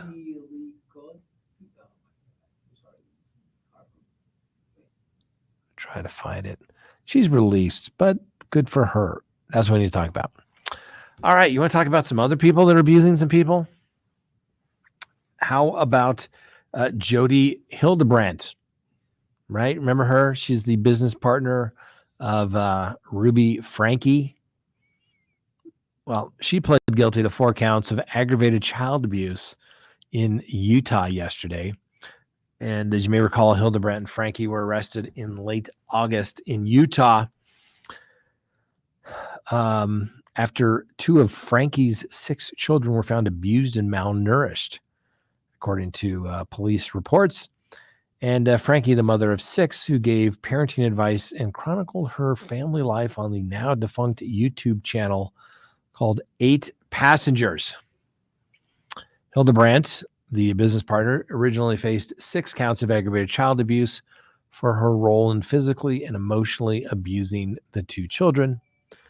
But under Hildebrandt's plea agreement, 2 of the charges were dropped, and Hildebrandt's pleas of guilty to the 4 charges. The 4 charges carry a maximum punishment of up to 15 years in state prison with up to a $10,000 fine. So, there you go. The plea agreement here, aggravated child abuse under the applicable Utah code. It's a second-degree felony in Utah, 1 to 15 years in the Utah State Prison, a fine in the amount of $10,000, plus a 90% surcharge, plus a $53 court security fee. And that's for each count. So 1 to 15 years. The first count, second-degree felony, knowingly inflict upon a child, RF, serious physical injury, or having the care and custody caused or permitted another to inflict serious physical injury upon said child. So RF is the 2 same victim in counts 1 and 3, and then in counts 5 and 6, child EF is named after the victim. And the factual basis for the crime charged here. Hold on. The defendant's actions involved the physical torture of RF. Initially, RF was forced to do physical tasks for hours and days at a time. These included wall sits, carrying boxes full of books up and down stairs, and working outside. Eventually, RF was forced to go outside, labor without shoes, and in the summer heat. He was forced to stand in the direct sunlight for several days. He was forced to remain outside at all hours of the day and night for extended periods of time. These actions resulted in repeated and serious sunburns and blistering and slowing skin. RF was denied adequate water for several of the days he was required to remain in the summer heat, and he was punished when he secretly consumed water. He was denied sufficient food, and when given food, he was given very plain meals, for example, rice and chicken.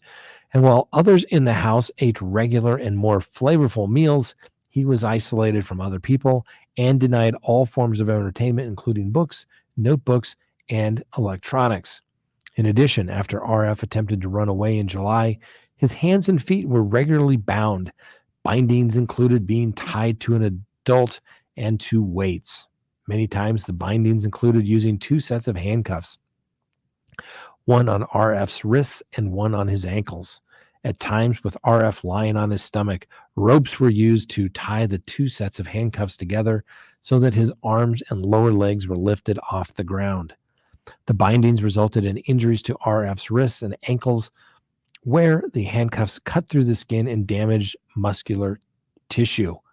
These injuries were treated with homeopathic remedies and covered up with duct tape. Then the bindings were placed on top of the duct tape.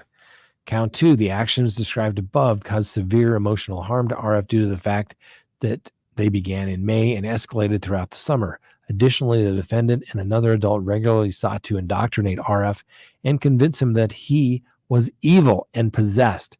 He needed to willingly be obedient to avoid punishment, and that the punishments were necessary to repent. He was also told that everything that was being done to him were acts of love. Count 3, the defendant's actions also caused severe emotional harm to EF. Other than binding and the specific instances of abuse RF was subjected to, EF was subjected to the same treatment as her brother. She was isolated and forced to do physical tasks, remain outside, and denied food and water. She was also repeatedly told she was evil and possessed. The punishments were necessary for her to be obedient and to repent, and these things were being done in order to help her. EF was convinced that she was evil and needed to go through these things in order to repent. And finally, in count 4, the defendant's action caused 2 or more physical injuries to EF. She was forced to work outside in the heat barefoot. She was also forced to run barefoot on dirt roads for an extended period of time. EF's feet were repeatedly injured, and she was repeatedly sunburned. When examined on August 30th, these wounds were apparent by scabs, blisters, and slowing skin. Additionally, the defendant either physically forced or coerced EF to jump into a cactus multiple times. Yes, ladies and gentlemen, I think that that is a factual basis sufficient to establish a felony. Okay. And the Rule 11 advisement goes through all the rights she has, the rights given up. She's admitting that she's 54 years of age. She's gone through 12th grade plus 7 years of college and graduate school. And she understands that if she wants to withdraw her guilty plea, she must file a written motion to withdraw it prior to sentencing. And that plea is held in abeyance. A motion to withdraw that plea must be made within 30 days of pleading guilty. And that she'll only be allowed to withdraw the guilty plea if she can show the plea was not knowing and voluntarily made. And any challenge after that, sentence must be pursued under post-conviction remedies under Rule 35A and 65C of the Utah Rules of Procedure. So what that means is you plead guilty, there's no do-overs, right? And I always like good Rule 11s. They tell you and say, you have all these wonderful rights. You have a right to counsel. I remember talking about in Chris Watt's case. You have a right to counsel. If you can't afford one, then appoint one for you. You have a right to a jury trial. You have a right to a speedy and public trial, an unbiased jury that will give you the decision in the case.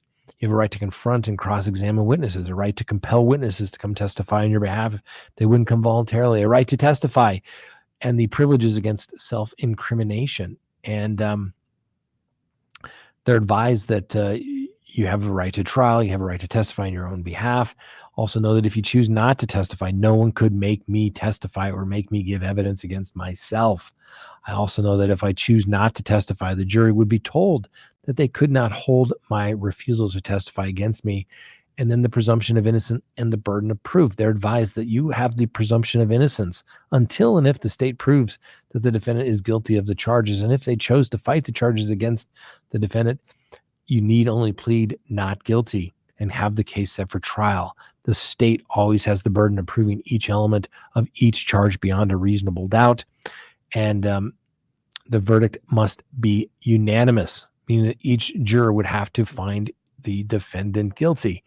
And obviously, if you go to trial and you are found guilty, you have a right to an appeal. But when you plead guilty, you give up all of those rights. You give up the right to confrontation. There'll be no jury trial. There'll be no jurors. There'll be no witnesses to come testify because you're not making the prosecution prove that case any further. And understand, in this particular case, the sentence received for count 1, 3, 5, and 6, they are to be served consecutive to each other, one after the other. So that 1 to 15 years, think about it, 15, 30, 45, 60 years. Do I think she's going to get 60 years? No. But society judges people based upon how they treat their children. And understand that it's up to the judge for the final sentencing. And that, oh yeah, by the way, you can't own firearms after that. So tough day for Miss Hildebrandt for sure, but her business partner, Miss Ruby Frankie, same basic plea. Parental discipline. That's a defense to child abuse. Parental discipline. You have a right to defend your child. I'm sorry, not defend, discipline your child, but you can't abuse your child. I think that rose to the level of that. Let me know what you think. Frank, did you show me we had a caller? All right. Who do we have? Do we know? Yeah. All right. This is Shamron. Hi, Scott. How are you? How are you? I'm good, thanks. I just got on and saw, so I haven't got to listen to it. So I'll have to go back and listen. But I live in Castle Rock, and I've always said if I ever get in trouble, you're the person I was going to call. But well, thank you, and I hope we never meet that way as an attorney-client. Yeah, I do too. I do too. No, I'm a counselor for addicts and mental health patients, and so I work with a lot of funny stuff. And your show cracks me up every day, and I've been with you since the very beginning. And I just want to tell you how much I just love your show. I'm sure everybody says that, but I just want I appreciate that. Thank you for everything. Well, thank you. Yeah, thank you for everything, and hope you guys have a good rest of your day. Great, thank you. You too. That was nice. Bye. Always nice to have somebody say you're doing a good job. Sometimes you don't always get that, right? Yeah. Oh, guess who else is having a bad day? El Chapo. Oh, yeah. Yeah, El Chapo.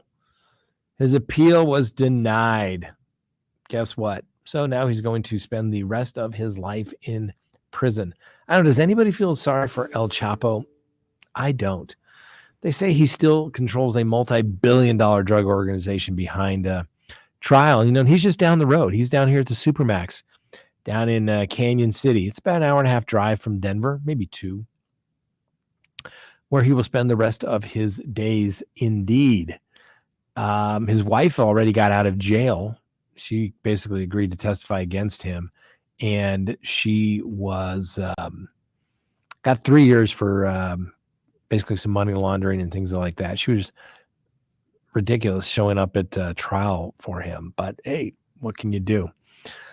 So yeah, so El Chapo Guzman is going to continue his days in solitary confinement down there at the Supermax. Now, I've had clients that have been at the Supermax, and all honesty, they say it's not too bad. The solitary confinement, you know, if you want to collect your thoughts, it's plenty of time. But yeah, you are not moved out of your cell for other than your 1 hour a day, which is completely supervised. They're watching you all the time, but they do get a nice TV.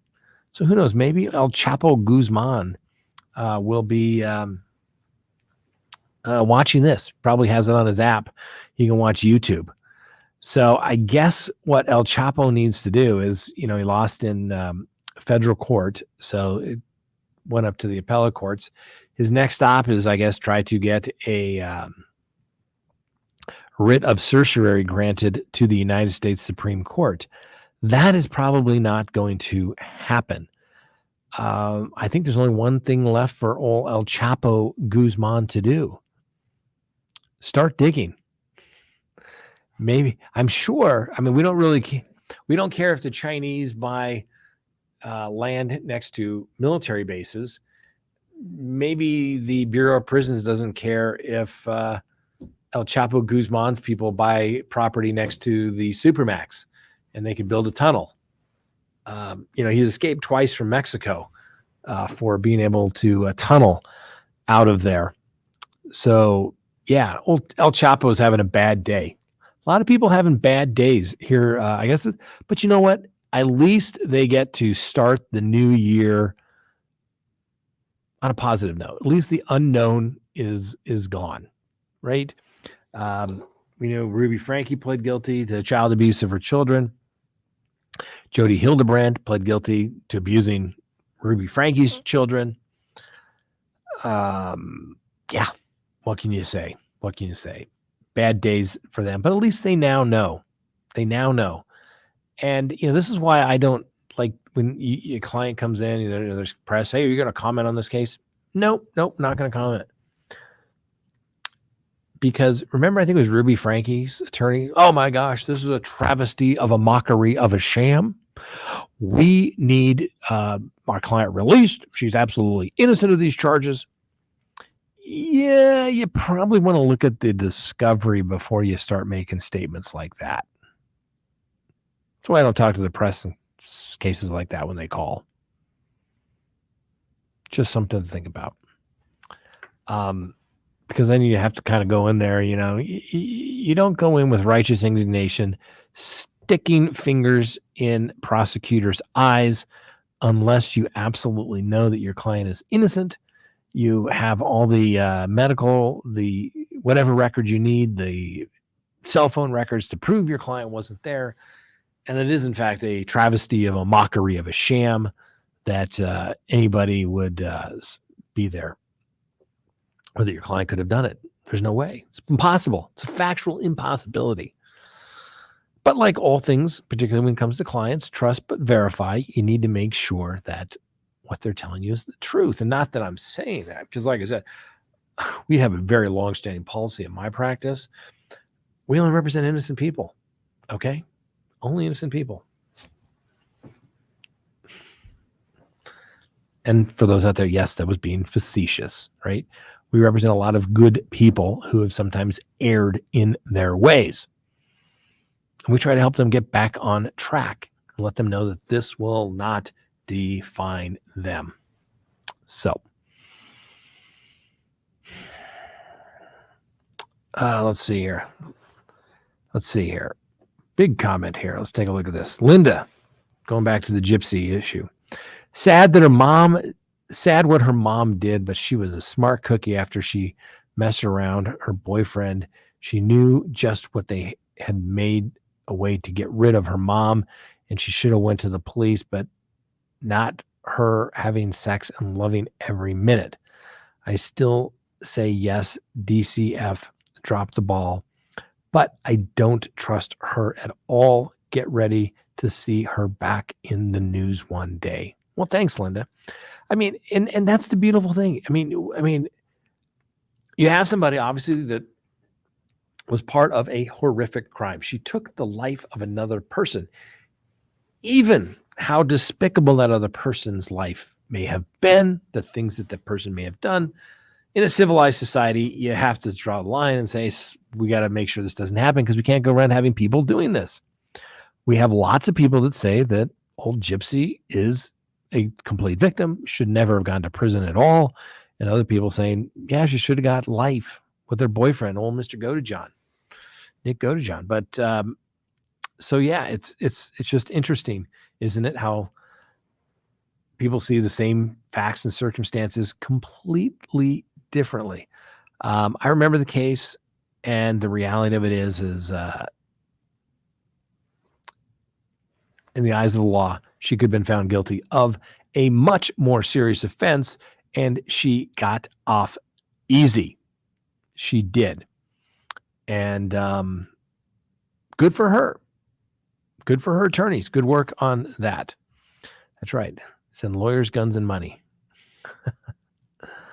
And every time I play that, YouTube shuts me down. I just, maybe Frank, you're a musician. Could you just play it and then would you have to? Yeah, we could We just do our own little mix of send lawyers, guns, and money. I mean, Or Kohberger? yeah, like our cover, like lawyer, right? It's for educational purposes. Oh, here you go. YouTube Bay. For most female offenders, once violent crime occurs, act is not repeated. Gypsy has support and will hopefully overcome her past. Well, hey, I'll be realistic with you. One of the greatest things that will, in fact, make somebody succeed, whether it be on probation or release from prison and their time on parole, is that they have a good support network. Like I said, so many people get out of prison. They have nowhere to go. They can't go home. Maybe there is no home to go to.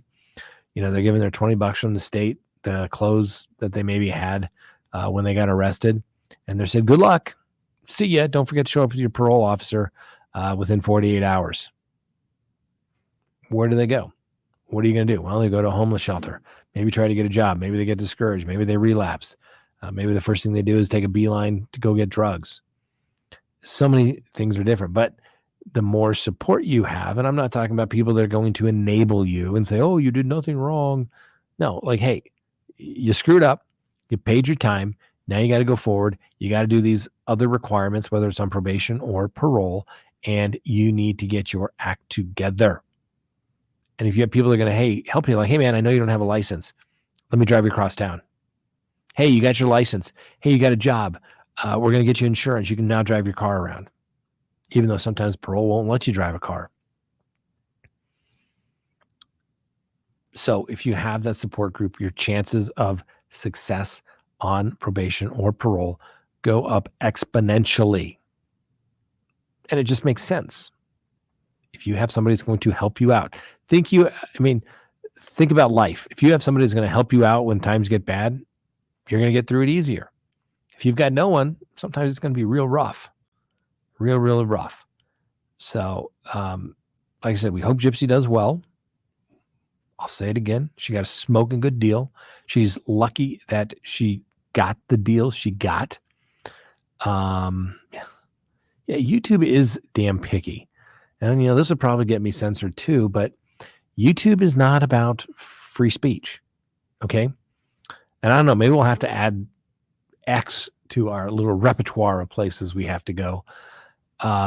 Because, if we mention that guy named Jeff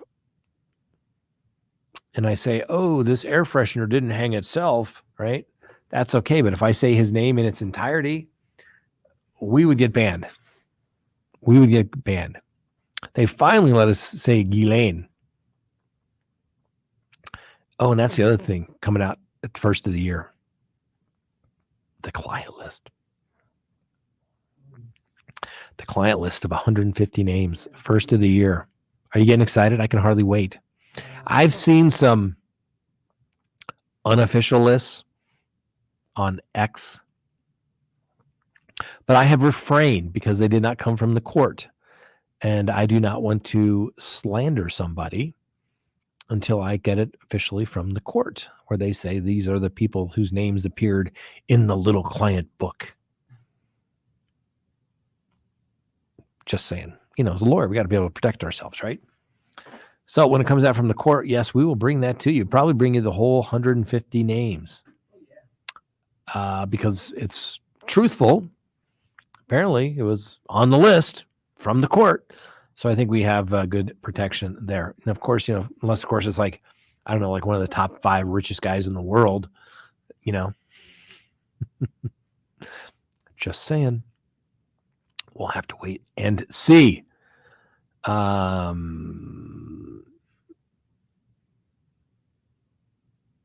Savannah. I guess there's a little people going wrong. Yeah, everyone's entitled to an opinion. It's a beautiful thing about free speech. I'm a free speech advocate, ladies and gentlemen. I don't understand why people are so upset about somebody having an opinion that does not agree with them. I'm getting older. I have a liberal arts degree. And I remember when you went to school, even law school, it was like the Socratic method. And so, they would engage in that thought process of, what do you believe? All right, well, why do you believe that? Did it have a good foundation to it? Was it logical?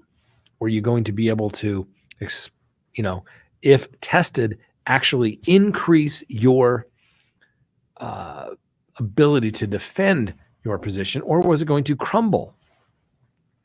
And it's usually people that know that their logic will fail and crumble when it's presented with facts and logic. Usually the first ones to call everybody else, terrible names and how dare you and you've offended me and things like that. Listen, ladies and gentlemen, you don't have a right to not be offended, right? We try to be respectful of everybody here.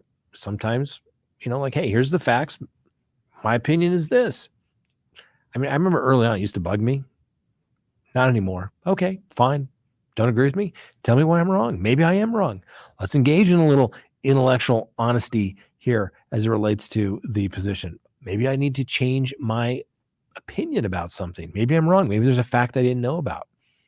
But some people are so passionate about their particular position that they completely abandon the notion that maybe they could, in fact, be wrong. Right? I mean, I just don't get that.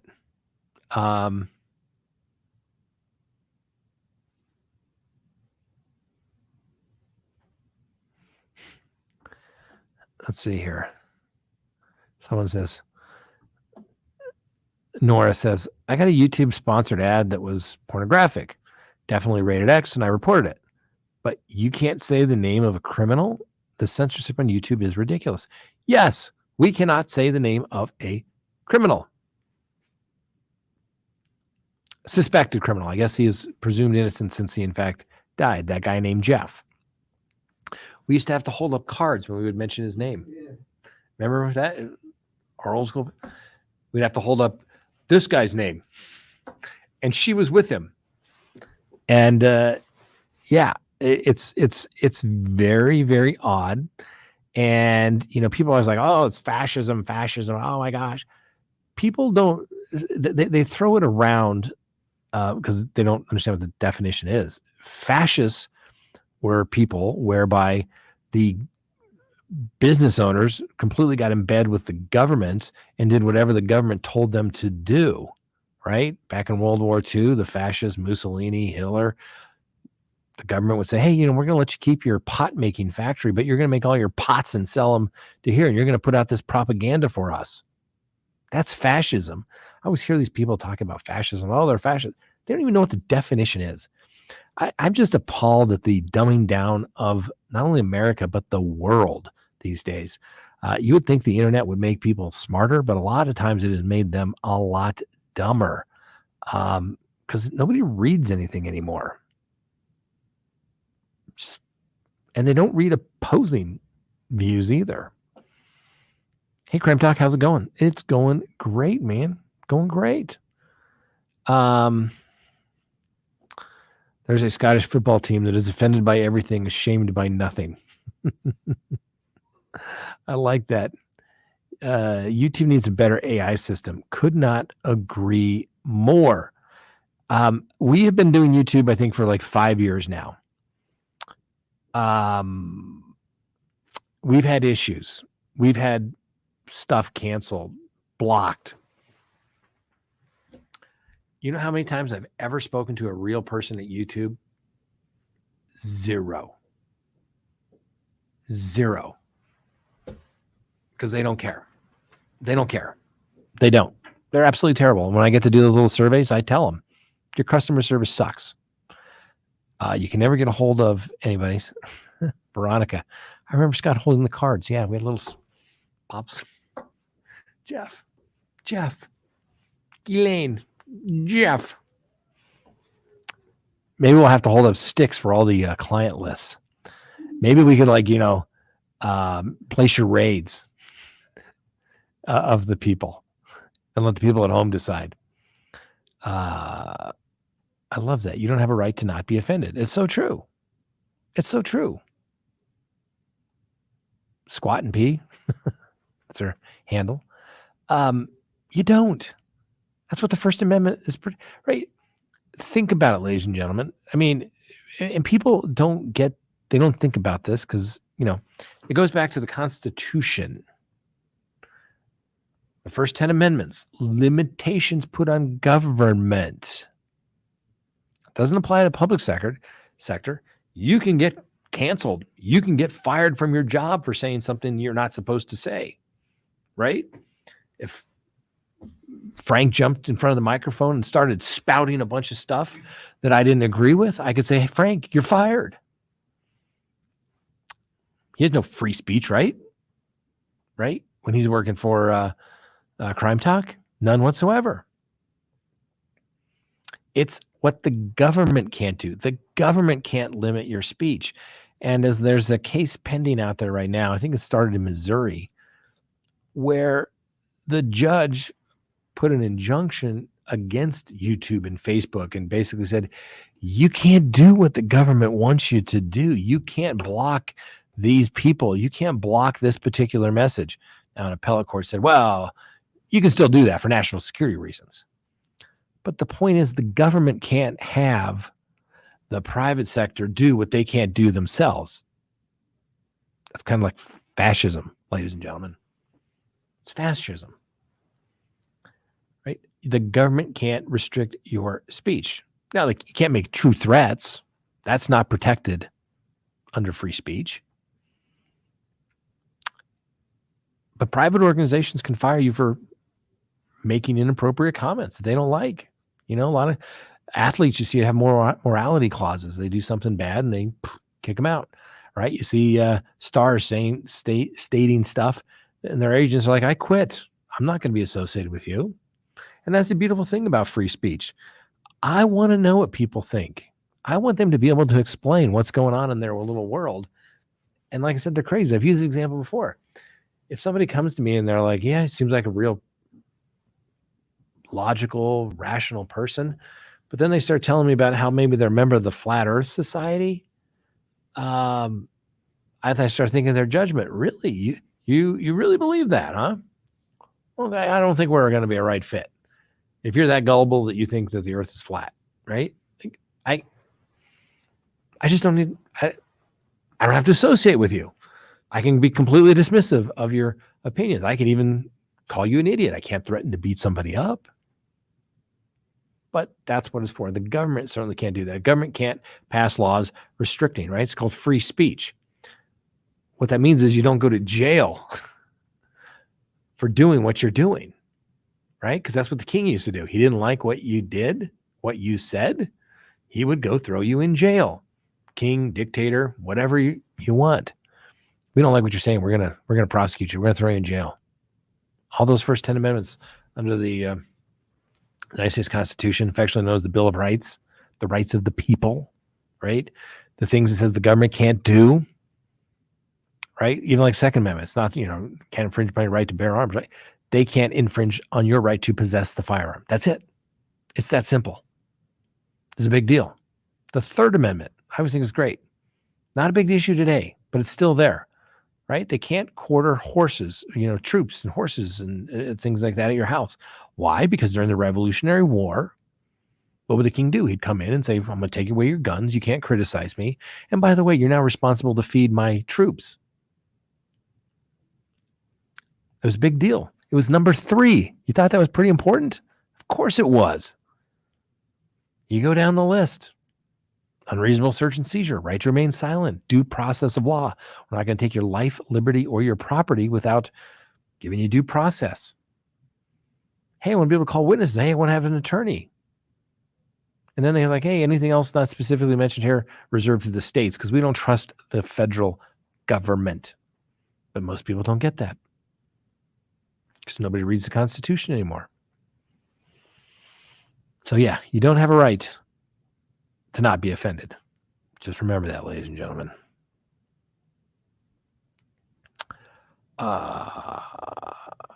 Can I say I don't trust the G? Yeah, that's probably good, because an algorithm probably doesn't know what that means.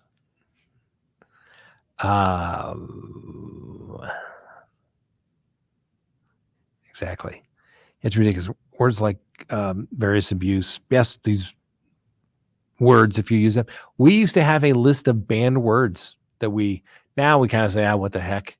But we used to be like, oh, don't say that. Don't say that thing that expels projectiles, you know? It got crazy. We were just trying to figure it out. Now we're like, all right, go for it.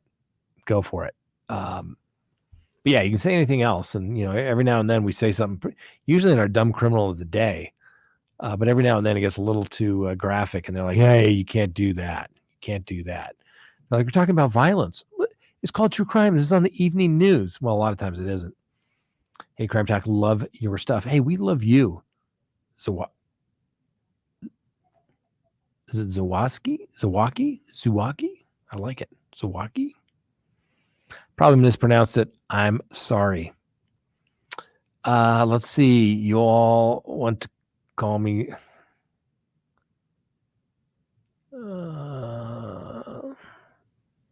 freedom of speech, ladies and gentlemen.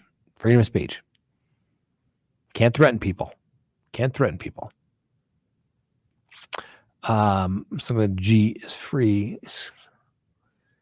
Well, I'm so glad that the G is free. Yes. I hope she lives a happy life. I wish her well. All right. Let's move along. We did that. There's a couple things. Obviously, we talked about old Chapo today. Can you poor El Chapo, right? My gosh, what is he going to do? Supermax. I had a guy that spent like 12 years at Supermax. 12 years. Can you imagine that?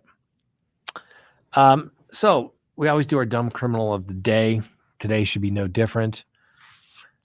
But I put this in the you can't make this up file.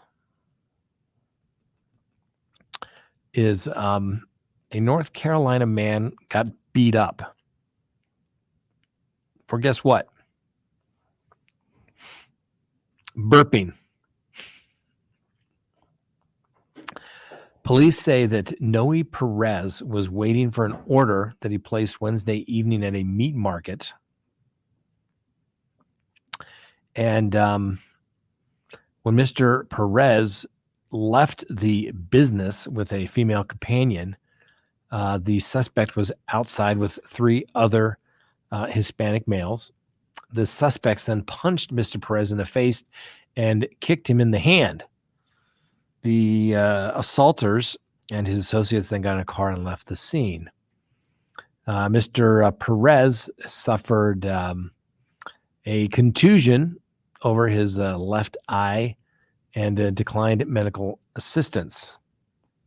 The 3 suspects remain at large for the misdemeanor assault. Now, color me suspicious of Mr. Perez here. I mean, burping? What'd you do, like burp in somebody's face or something? Maybe that would get you punched in the nose. Maybe breaking wind, that could get you punched in the nose. But to beat you up, I think there was something a little more to this story. We're going to have to maybe follow up on this one. This just doesn't make sense to me. So the people that beat up Mr. Perez, you're our dumb criminal of the day. Tentatively, we may change. We may change it because of the fact that I just find something. I think there's more to this story than what meets the eye. Belching. Really? I mean, I want independent sources here. The report. Victim went to the meat market, waited in order, and while he was waiting for the order, he burped, and it upset the suspect. When the victim exited the store, listed the witness suspect outside with 3 other male suspects. The suspect punched the victim in the face with a closed fist and kicked him in the hand. Left hand to be exact. They got in a vehicle and they left on the South Main Street. Contusion above the left eye. That's it. I think there's a little something more to that. Just a belch? Belch? I don't know. 3rd degree belching, but it was a food market, a meat market. I had a classmate. See, you can't make this stuff up. Carrie said, I had a classmate who was arrested on campus and booked into jail for burping. The classmates sued the school for an undisclosed amount of money. They should. They should. Okay, let's see. Another Gypsy comment. She didn't do it for the money and fame. She tried to tell doctors or friends that she was normal. Dee would lock her in a shed and cut off all her communications with the world. She was selfish. I agree. It was abuse. I don't deny that. I think that's why she got the deal she did. People were sympathetic to it. But you just can't do it. Right? All right. And then other people say, hey, she lied at the start, etc. So, all right, ladies and gentlemen. Well, I hope you enjoyed our live program that we did. Just went over the 2-hour mark. That went by fast, didn't it? Sure seems like it. I don't know. Let me know what you are thinking. Do you like the live format better than some of the scripted format? Taking calls. Should we do live every day? Maybe a couple days a week? Let me know. The new year's coming. See, we don't always have it right. We're open to suggestions, and we'll do it. We'll do what you want to do. After all, we work for you, right? Got to make you happy. Got to make the customer happy. Let me know. All right. I appreciate you taking the time out of your day to join us. I appreciate that. Hopefully you enjoyed what we talked about. I appreciate everyone that called in, everybody that commented, and everybody that watched. So remember, subscribe if you haven't, like if you do, leave me a comment, hit that bell so you get notifications of when we go live or put up new content. And remember, ladies and gentlemen, the Constitution matters. Have a wonderful day, and we'll see you next time.